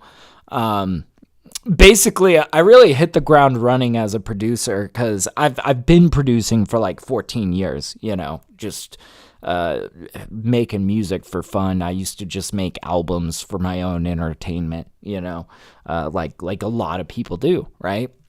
But I was like between jobs at one point and decided I was going to start selling beats just offhandedly. It was just like, oh, well, this will be a fun hustle that'll give me an excuse to get really good at music production, right? I just, so I started off with a really ambitious goal of like, I'm going to make a beat every single day and publish a beat every single day, right? And I kept up with that for, I think, around 6 months. I literally 7 days a week, I would produce, mix, master, publish, promote a song every single day. And ultimately, the result of that was that I didn't have enough time to actually link with artists and connect with them and sell beats. So I since backed off from that. I think I downgraded from, you know, releasing a song every day to releasing 5 per week, and then I backed off to 3 per week. And nowadays I release 1 time every 2 weeks, and it's for a little bit more specific reasons. Like now, you know, I'm an artist on Spotify, and I think it just works a little bit better. You know, kind of giving people time to like sit with your release, giving yourself time to really promote it. It just kind of works better releasing bi-weekly, I feel like. But that means that I've got like so many songs on my backlog now because I haven't slowed down in terms of how much I produce. So, you know, like literally I've got 225 unpublished demos in a folder right now that I am sending to artists, and I'm shopping it by them and saying, hey, you want to buy any of these beats like exclusively? I'm like connecting with artists, sending it out to them. It's really great. I like having, I've got my public collection that I keep non-exclusive, and then my backlog I sell exclusively from, and then I also am using it for my own discography. So I've got a whole fucking system. It's it's big.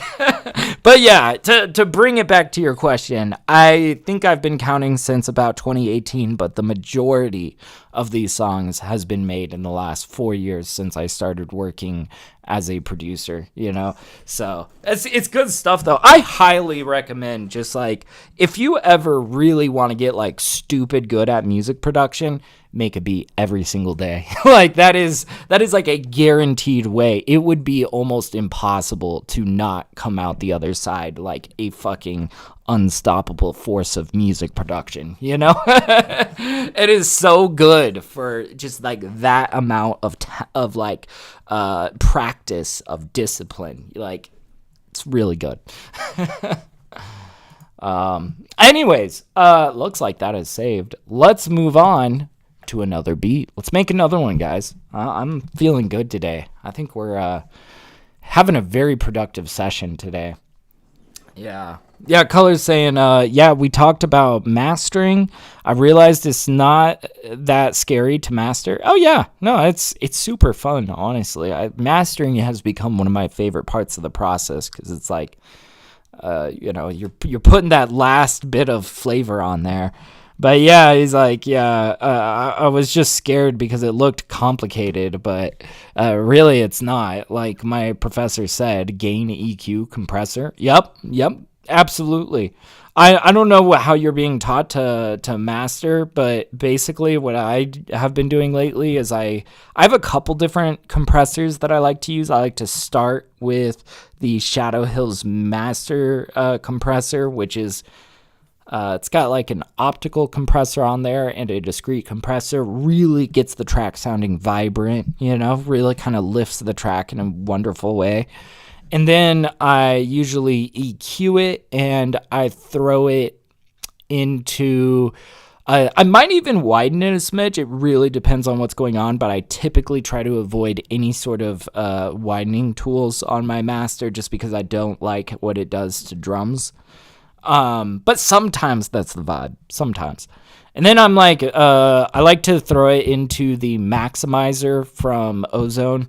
That's a special type of compressor that really, really just helps it get it firmly right up to 0 dB. And then sometimes if I'm not quite hitting my LUFS value after that, I like to, I'll throw a limiter on the end and I'll basically set the headroom at 0 dB. And then I send it like half a decibel into the ceiling, right?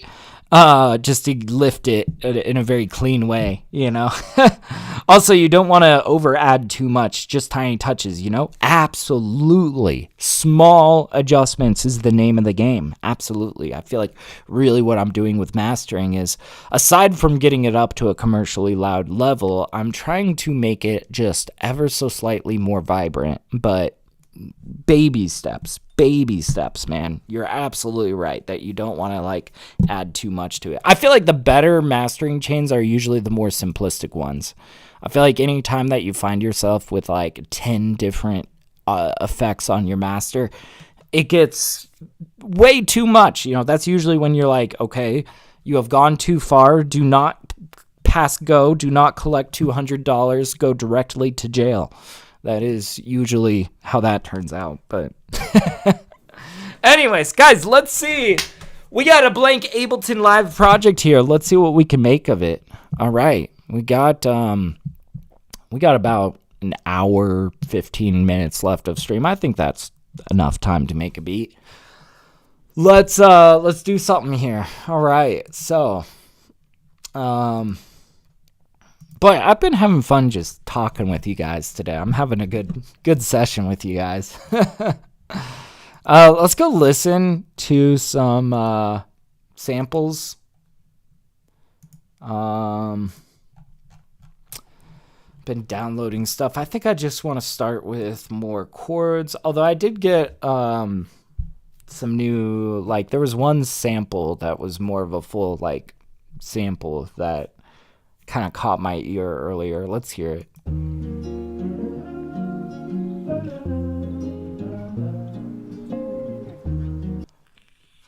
I mean, let's hear it in full. I don't know why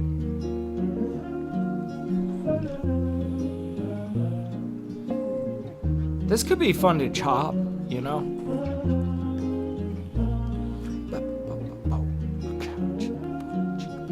Yeah.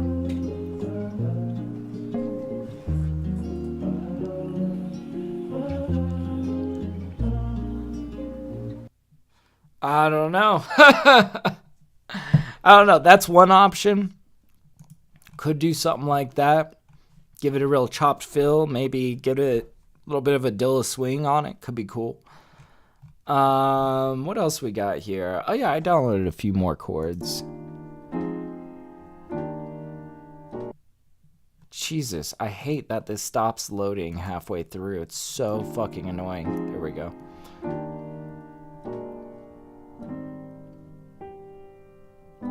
Oh! That's beautiful.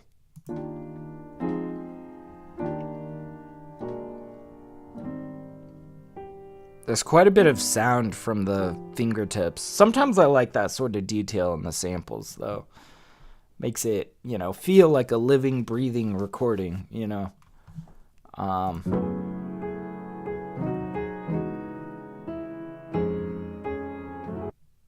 God damn it, why you always stop loading halfway through? They need to fix that, man. It annoys me to all hell.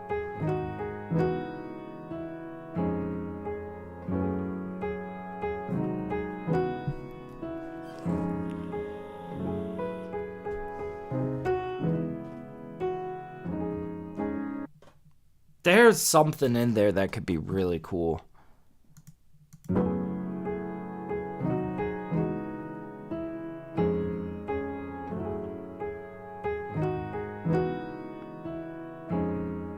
I feel like we could chop this in a very peculiar way. I'm not sure. Let's just get into it with some drums. Let's get into it. We'll decide how to chop it after the fact, but let's see. So we just used this kit. Let's maybe go.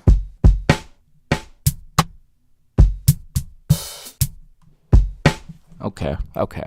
Now bear with me. My camera might shake a little bit. I need to find a better way to mount that camera, but let's play around with this. Okay.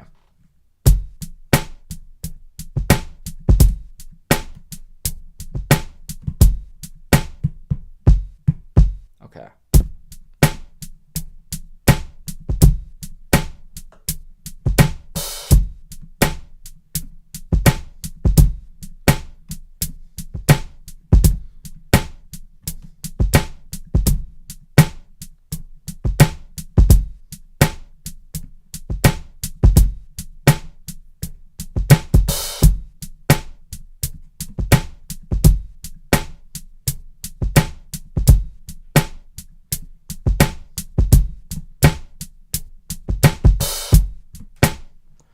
Something like that, something like those last 8 bars.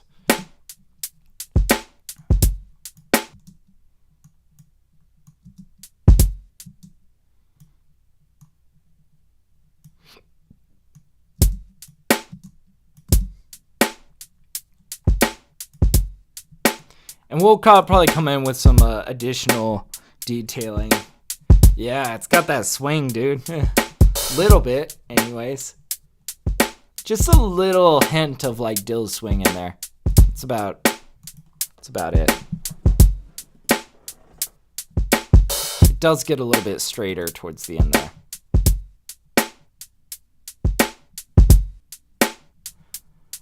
What if we made that a little bit more consistent? So here's what I'm thinking. Because this varies so much on this top guy. What if we took all of these guys, we quantize, but then we bring them all back by an equal amount?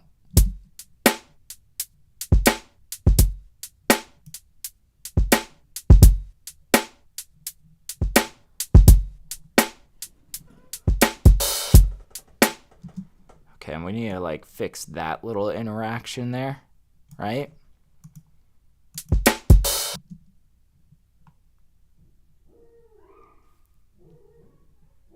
The fuck? My neighbors. I hear a dog. He's like, bork, bork, bork. Bork. Okay. That feels a little bit better.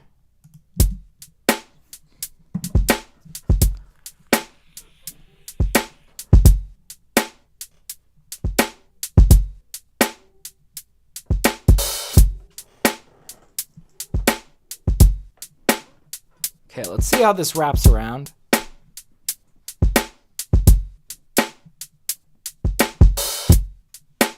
Oh, I heard a little bit of oddness here. We'll get that guy out of the way. And also, like, this felt a little bit awkward.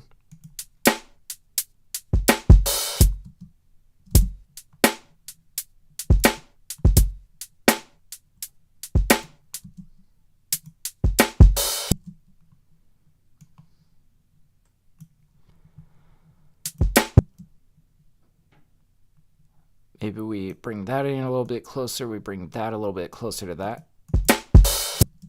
No. God, it's annoying how that keeps jumping back. Let's see. No, that was a little bit weird.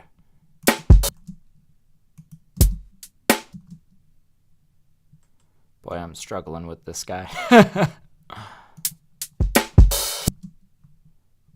That's not bad. I still feel like maybe this guy could be a little bit better. So the snare, let's move that snare more on point. Yeah, that feels better. So this guy could be a little bit tighter. There we go. Okay, Ableton problems, yes.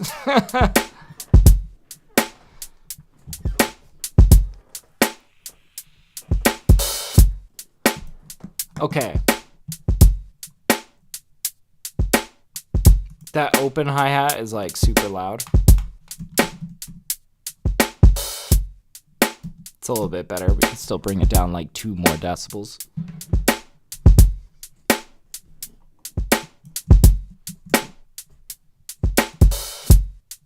Good. All right. And I think we are going to roll off the highs on this one.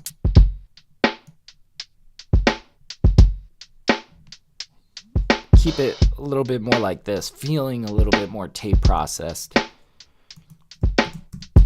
Let's pull out Decapitator. Decapitator? I hardly know her. Sorry.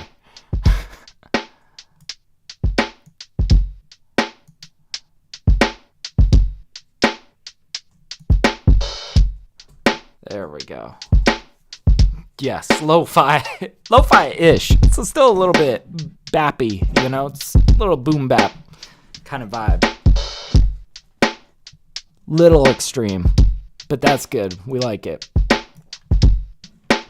Okay, and then let's get some compression on here. I'm kind of thinking, I've been really enjoying this 1176 FET compressor from Universal Audio.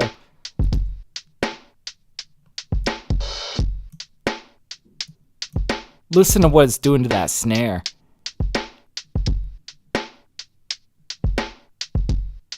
It's kind of killed our kick, but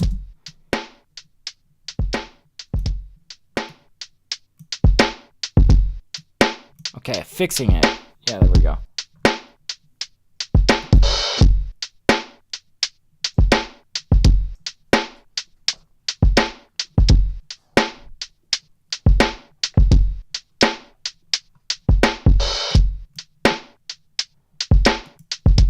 Can we boost this guy up a little bit more? Yeah.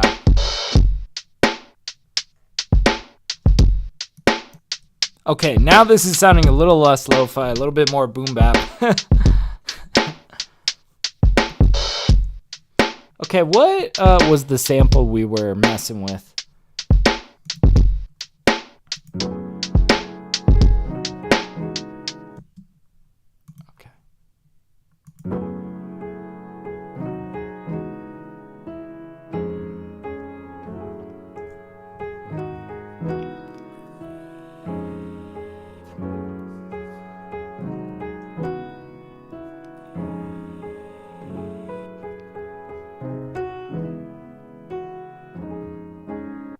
Okay, yeah, I think I want to chop this. Slice by region. We might adjust it, you know. But yeah, the distortion and compression is really nice. I know, I've been really enjoying that combo of Decapitator and then into the 1176. Oof, It's good, man. Let's go even more.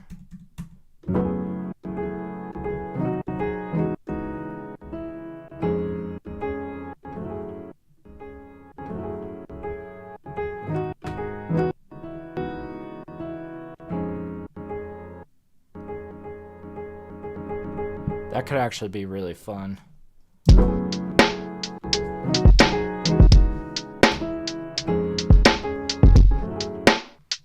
Let's transpose this down.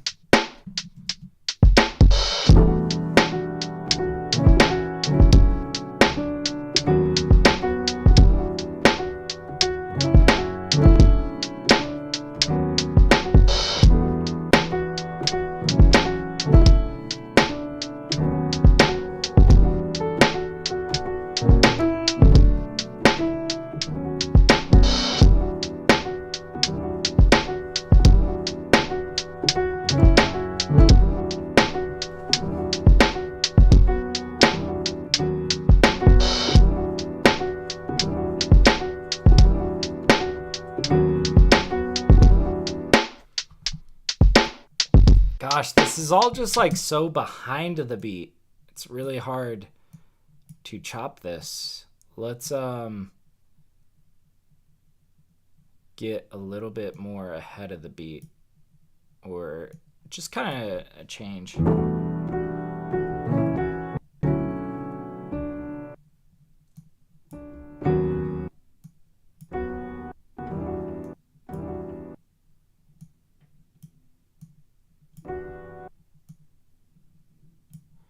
Yeah, we're just kind of nudging this forward.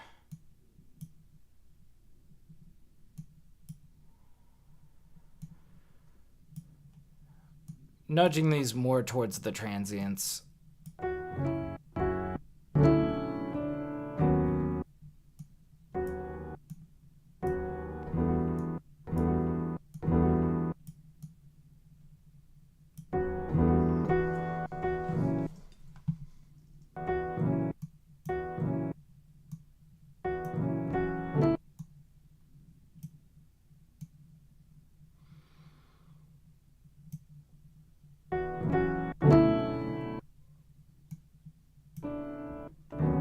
Before we go any further forward, let's play around with this, see how this is feeling.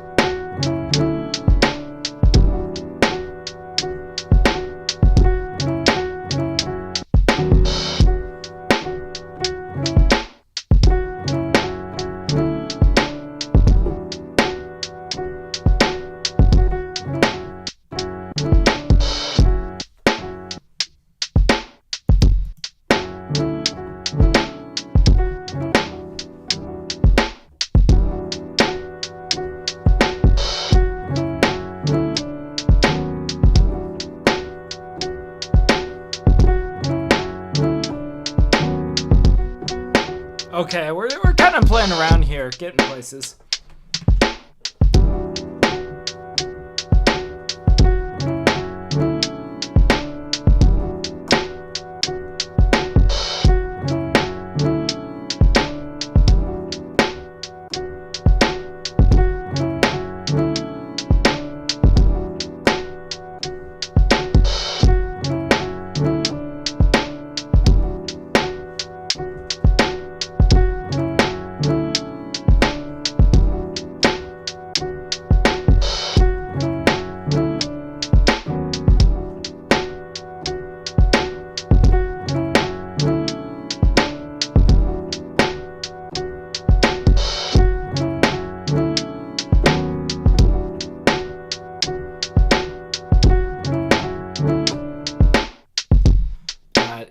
is like super loud. Let's turn this down a bit.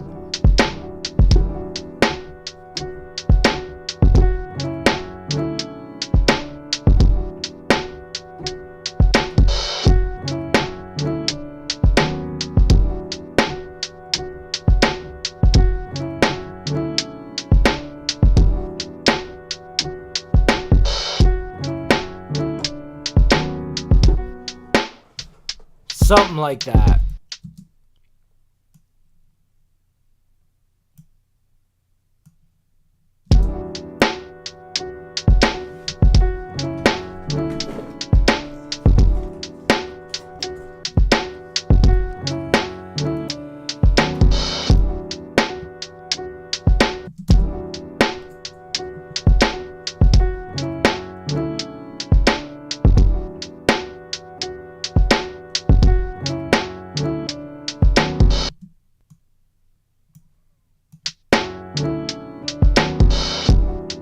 There we go. Yeah, I think that's the vibe right there.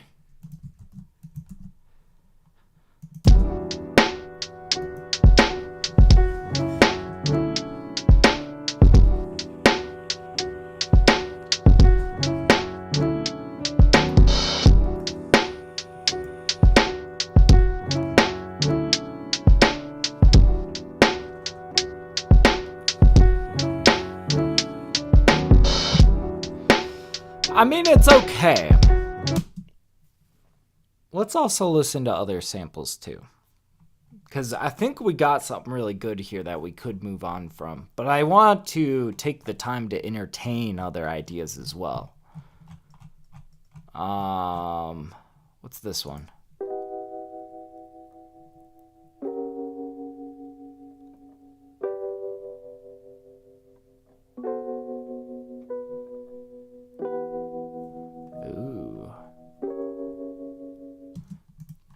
If we sampled just this could sound so much more thin up top.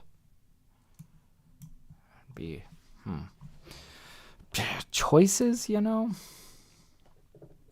Let's maybe slice this one by transients.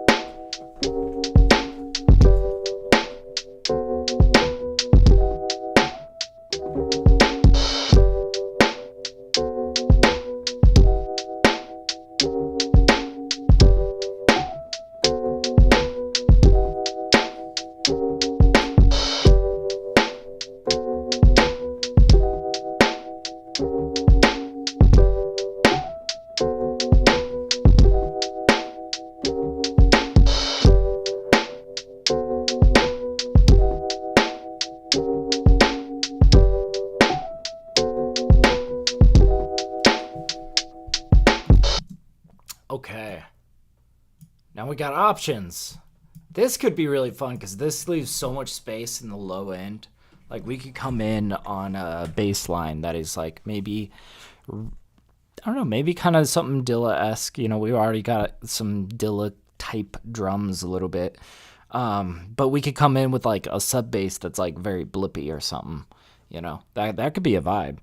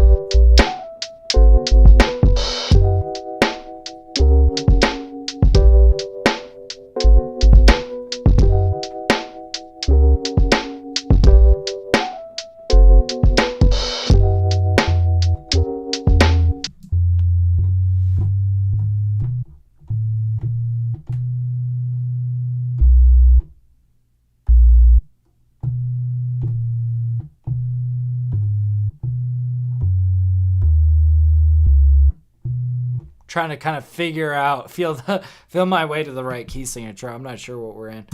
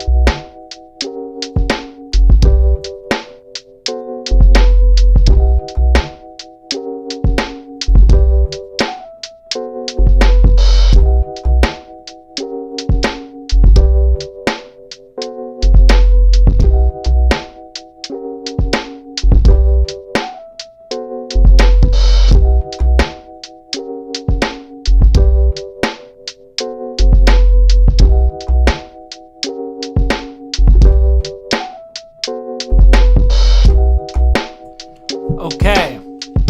Wow. Depending on the device you're listening on, you may or may not hear this bass. That's it sounds crazy in my headphones, you know? But depending on what you're listening on, that's something to be sorted in the mixing.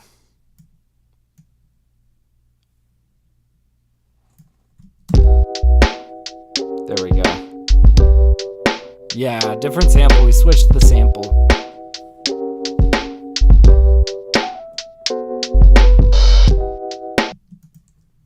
Yeah, I think those sounded really good.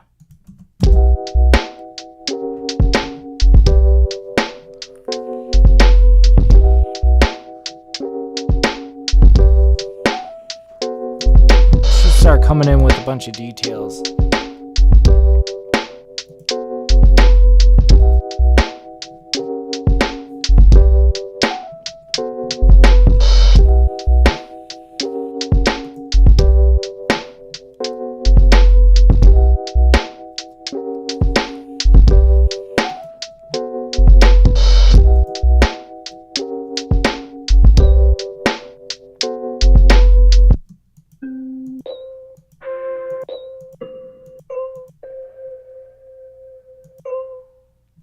That's kind of a fun one.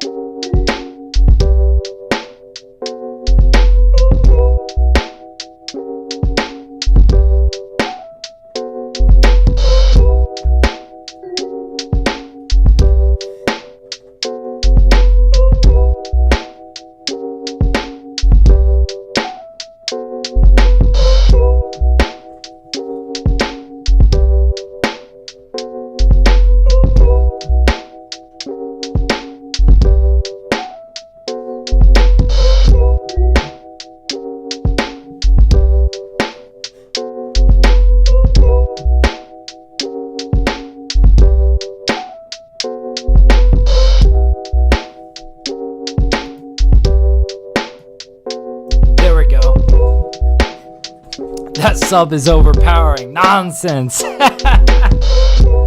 never have too much sub in a hip-hop song. I don't know.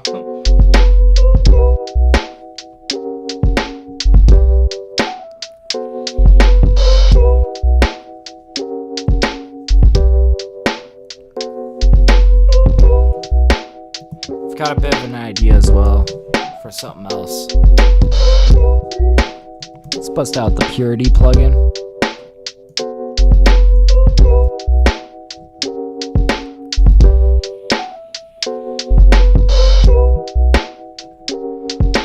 What do we want? There's this one string that sounds really cool.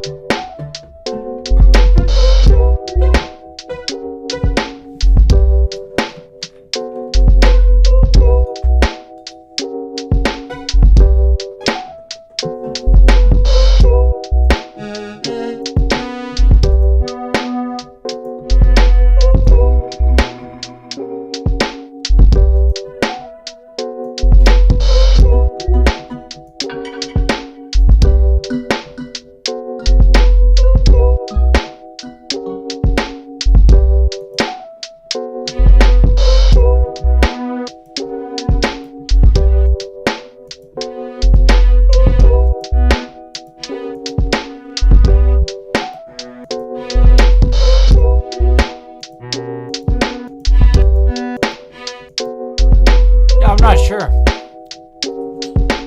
Might be somewhere in here.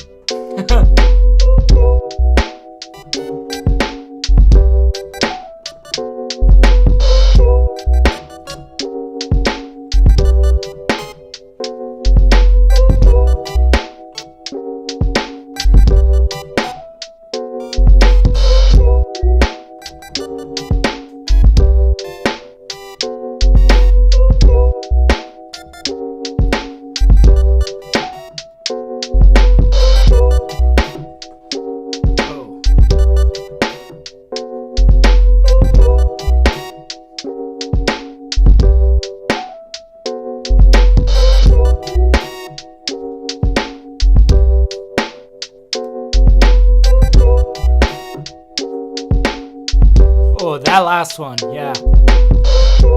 I'm not sure how we're gonna use this, but I like this little detail. Woo. That's cool. We're gonna bring that guy maybe like over here. Oops.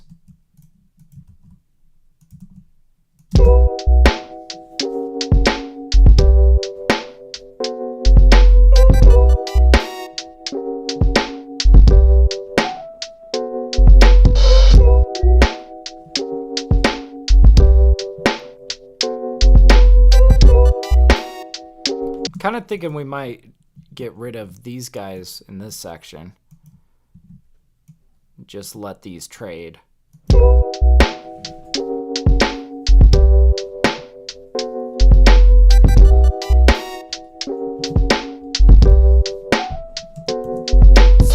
pulling stuff out.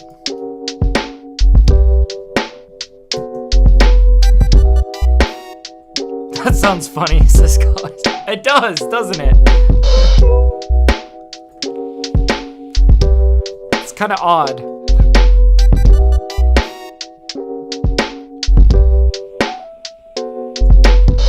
Let's keep going purity. I don't know. There's just like good sounds in this. Odd sounds, you know? Funny sounds.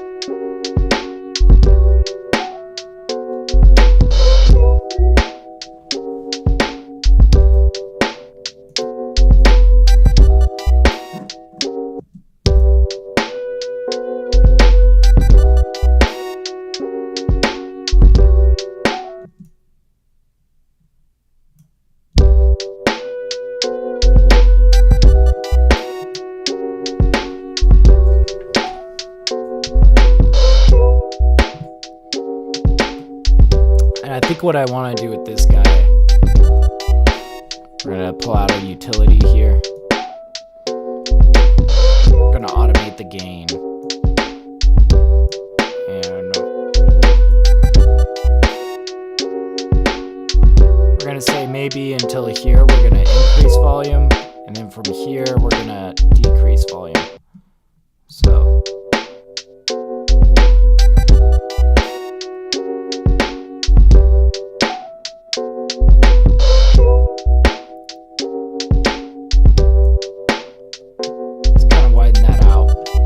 there we go.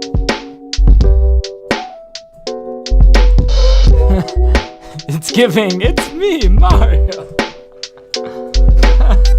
Kinda is, right?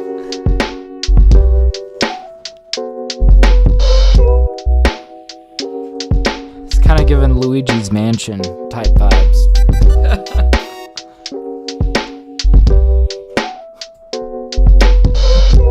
It's when Luigi's on some shit.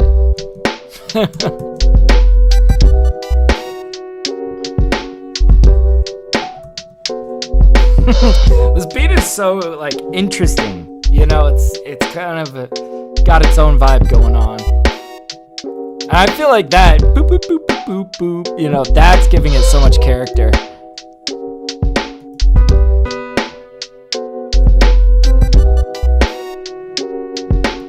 Okay, here we go. Check this out.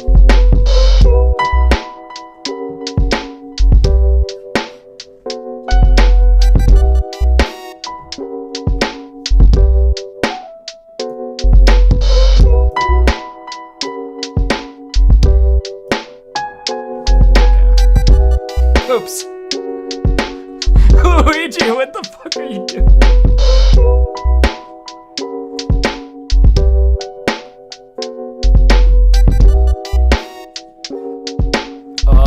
Just those two notes, very subtle.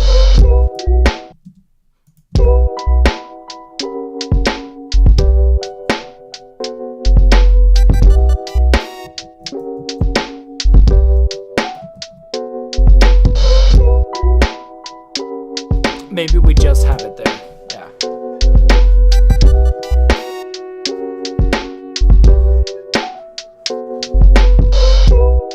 Okay. I really don't want to like overcomplicate this beat. I say as I lay 1,000 things on here.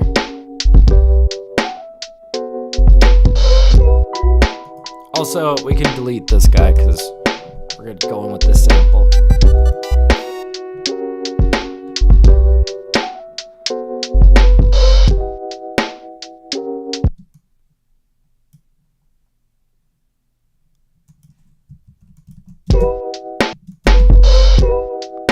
There we go.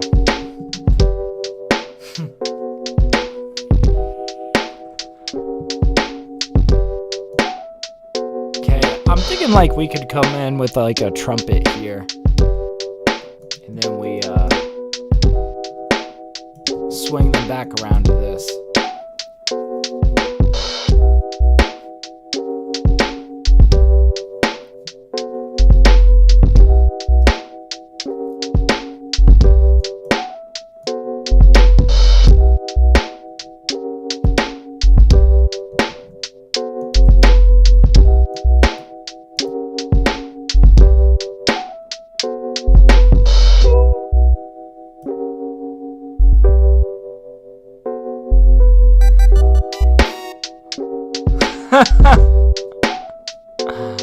Oh, dude. I like coming in on boop boop boop boop boop boop. Thank you, colors. Oh man. We're making something interesting here.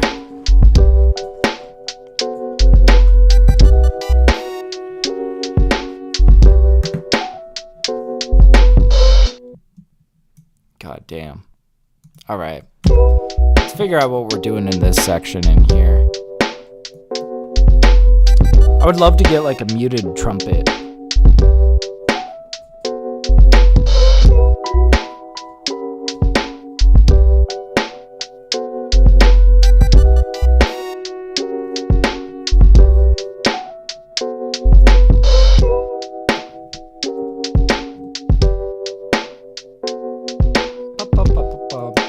I think we should just keep this guy going because it's just such a catchy little thing. I don't know.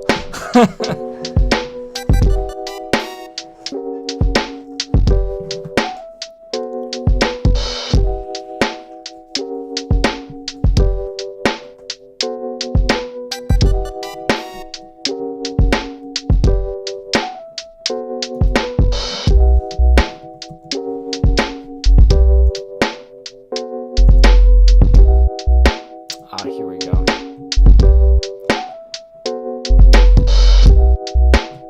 Oh, shit.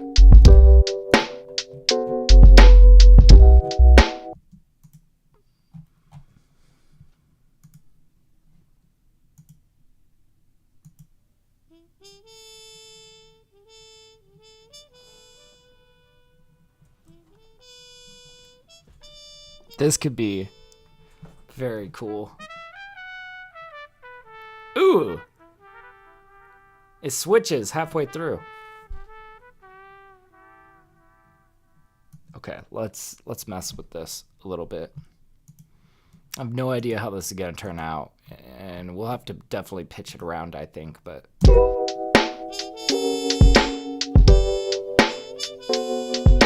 oh, actually.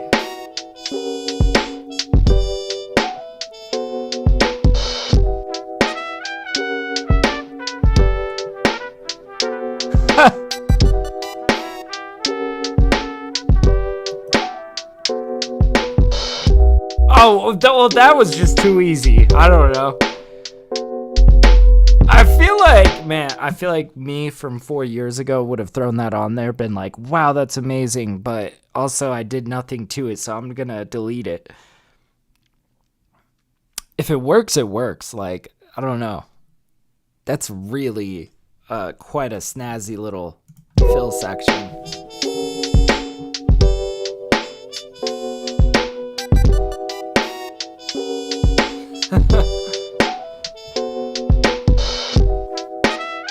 And I like that it trades like that. That's cool.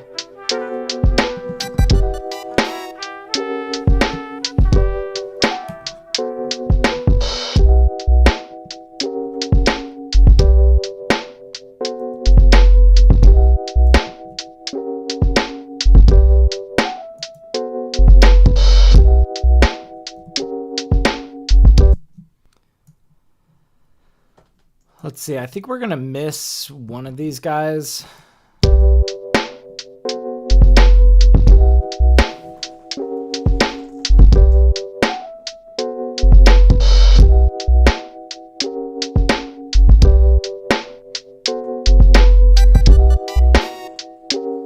Yeah.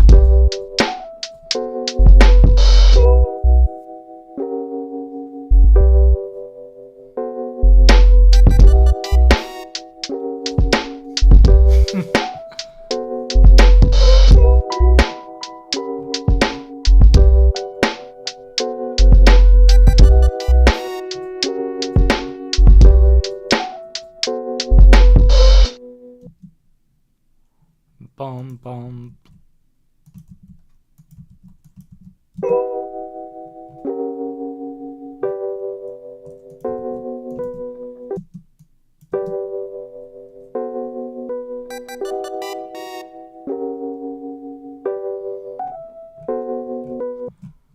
We could have it like faded by that point. We could even just do something like this.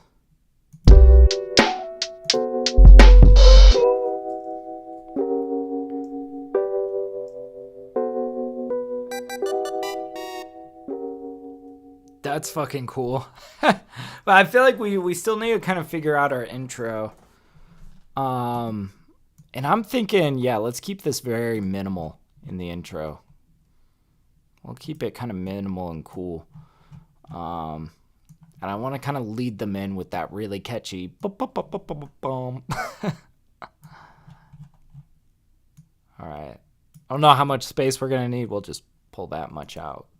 Say this and grab these guys.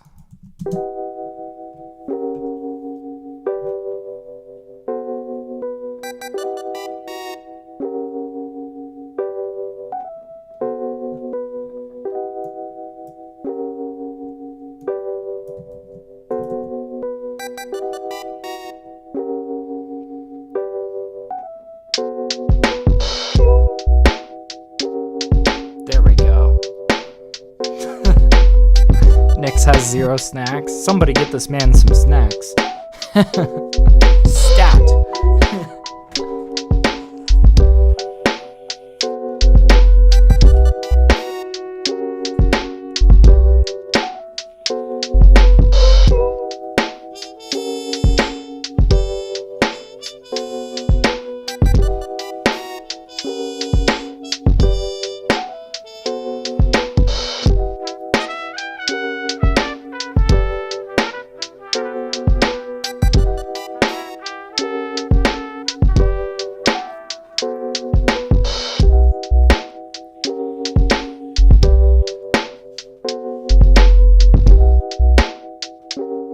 This is such a vibe.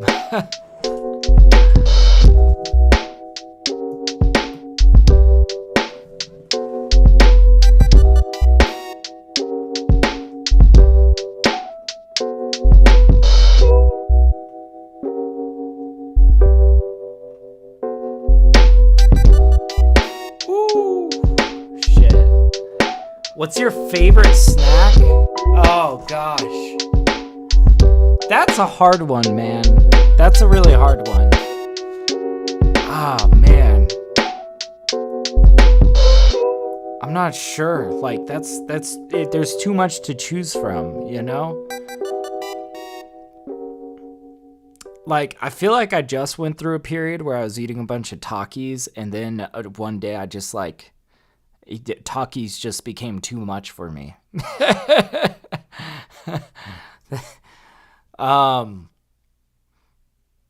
Yeah, I'm not sure. I will say, something like a really good pub mix or Chex mix or something like that is kind of my go-to. Like that's probably what I would have to say is my final answer. Favorite snacks, just pub mix. um, Good God, I think we made a beat, guys. I think we made a beat. Let's run this back. Let's hear it. Let's decide. But I think we got something here. Let's hear it.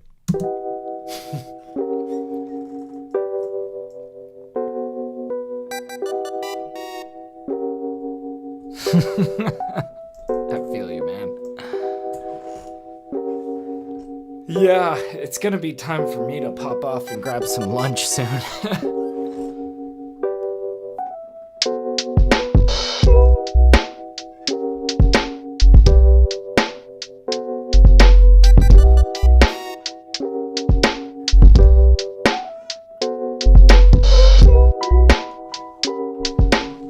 Making a spooky type beat here.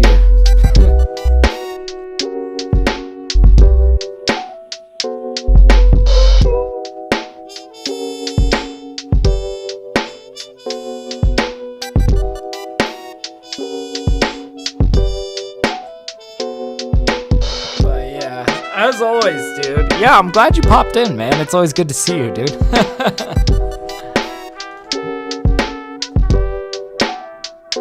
Guys, I think we got a beat here. I think we can call this a finished beat. God damn. This was a productive session today. We made a really jazzy banger in the first one, and this one's just a menacing vibe that I want to hear some bars on, you know?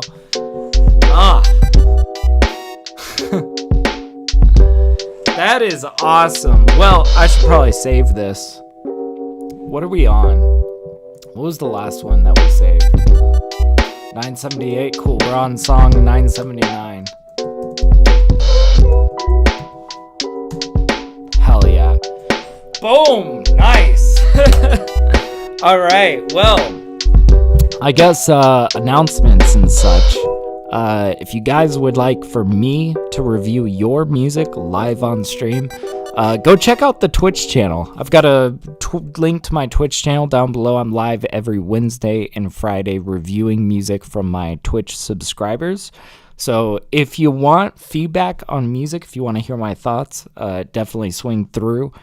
Yeah, and of course, as always, we're going to continue working in Ableton here on YouTube every Thursday and Saturday. If you haven't swung by a Thursday stream, I'm usually mixing on Thursdays. So if you want to see my process for mixing beats, definitely swing through on a Thursday.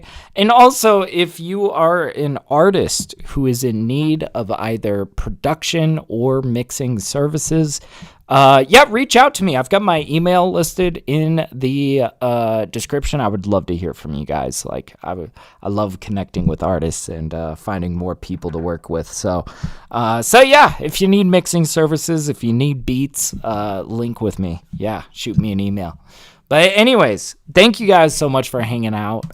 My name is TapDaddy, and until next time, happy producing. I will see you guys later. Thank y'all for hanging out. Thank you, Colors, for hanging out. It's always good catching up, dude. Anyways, I will see you all later. Peace.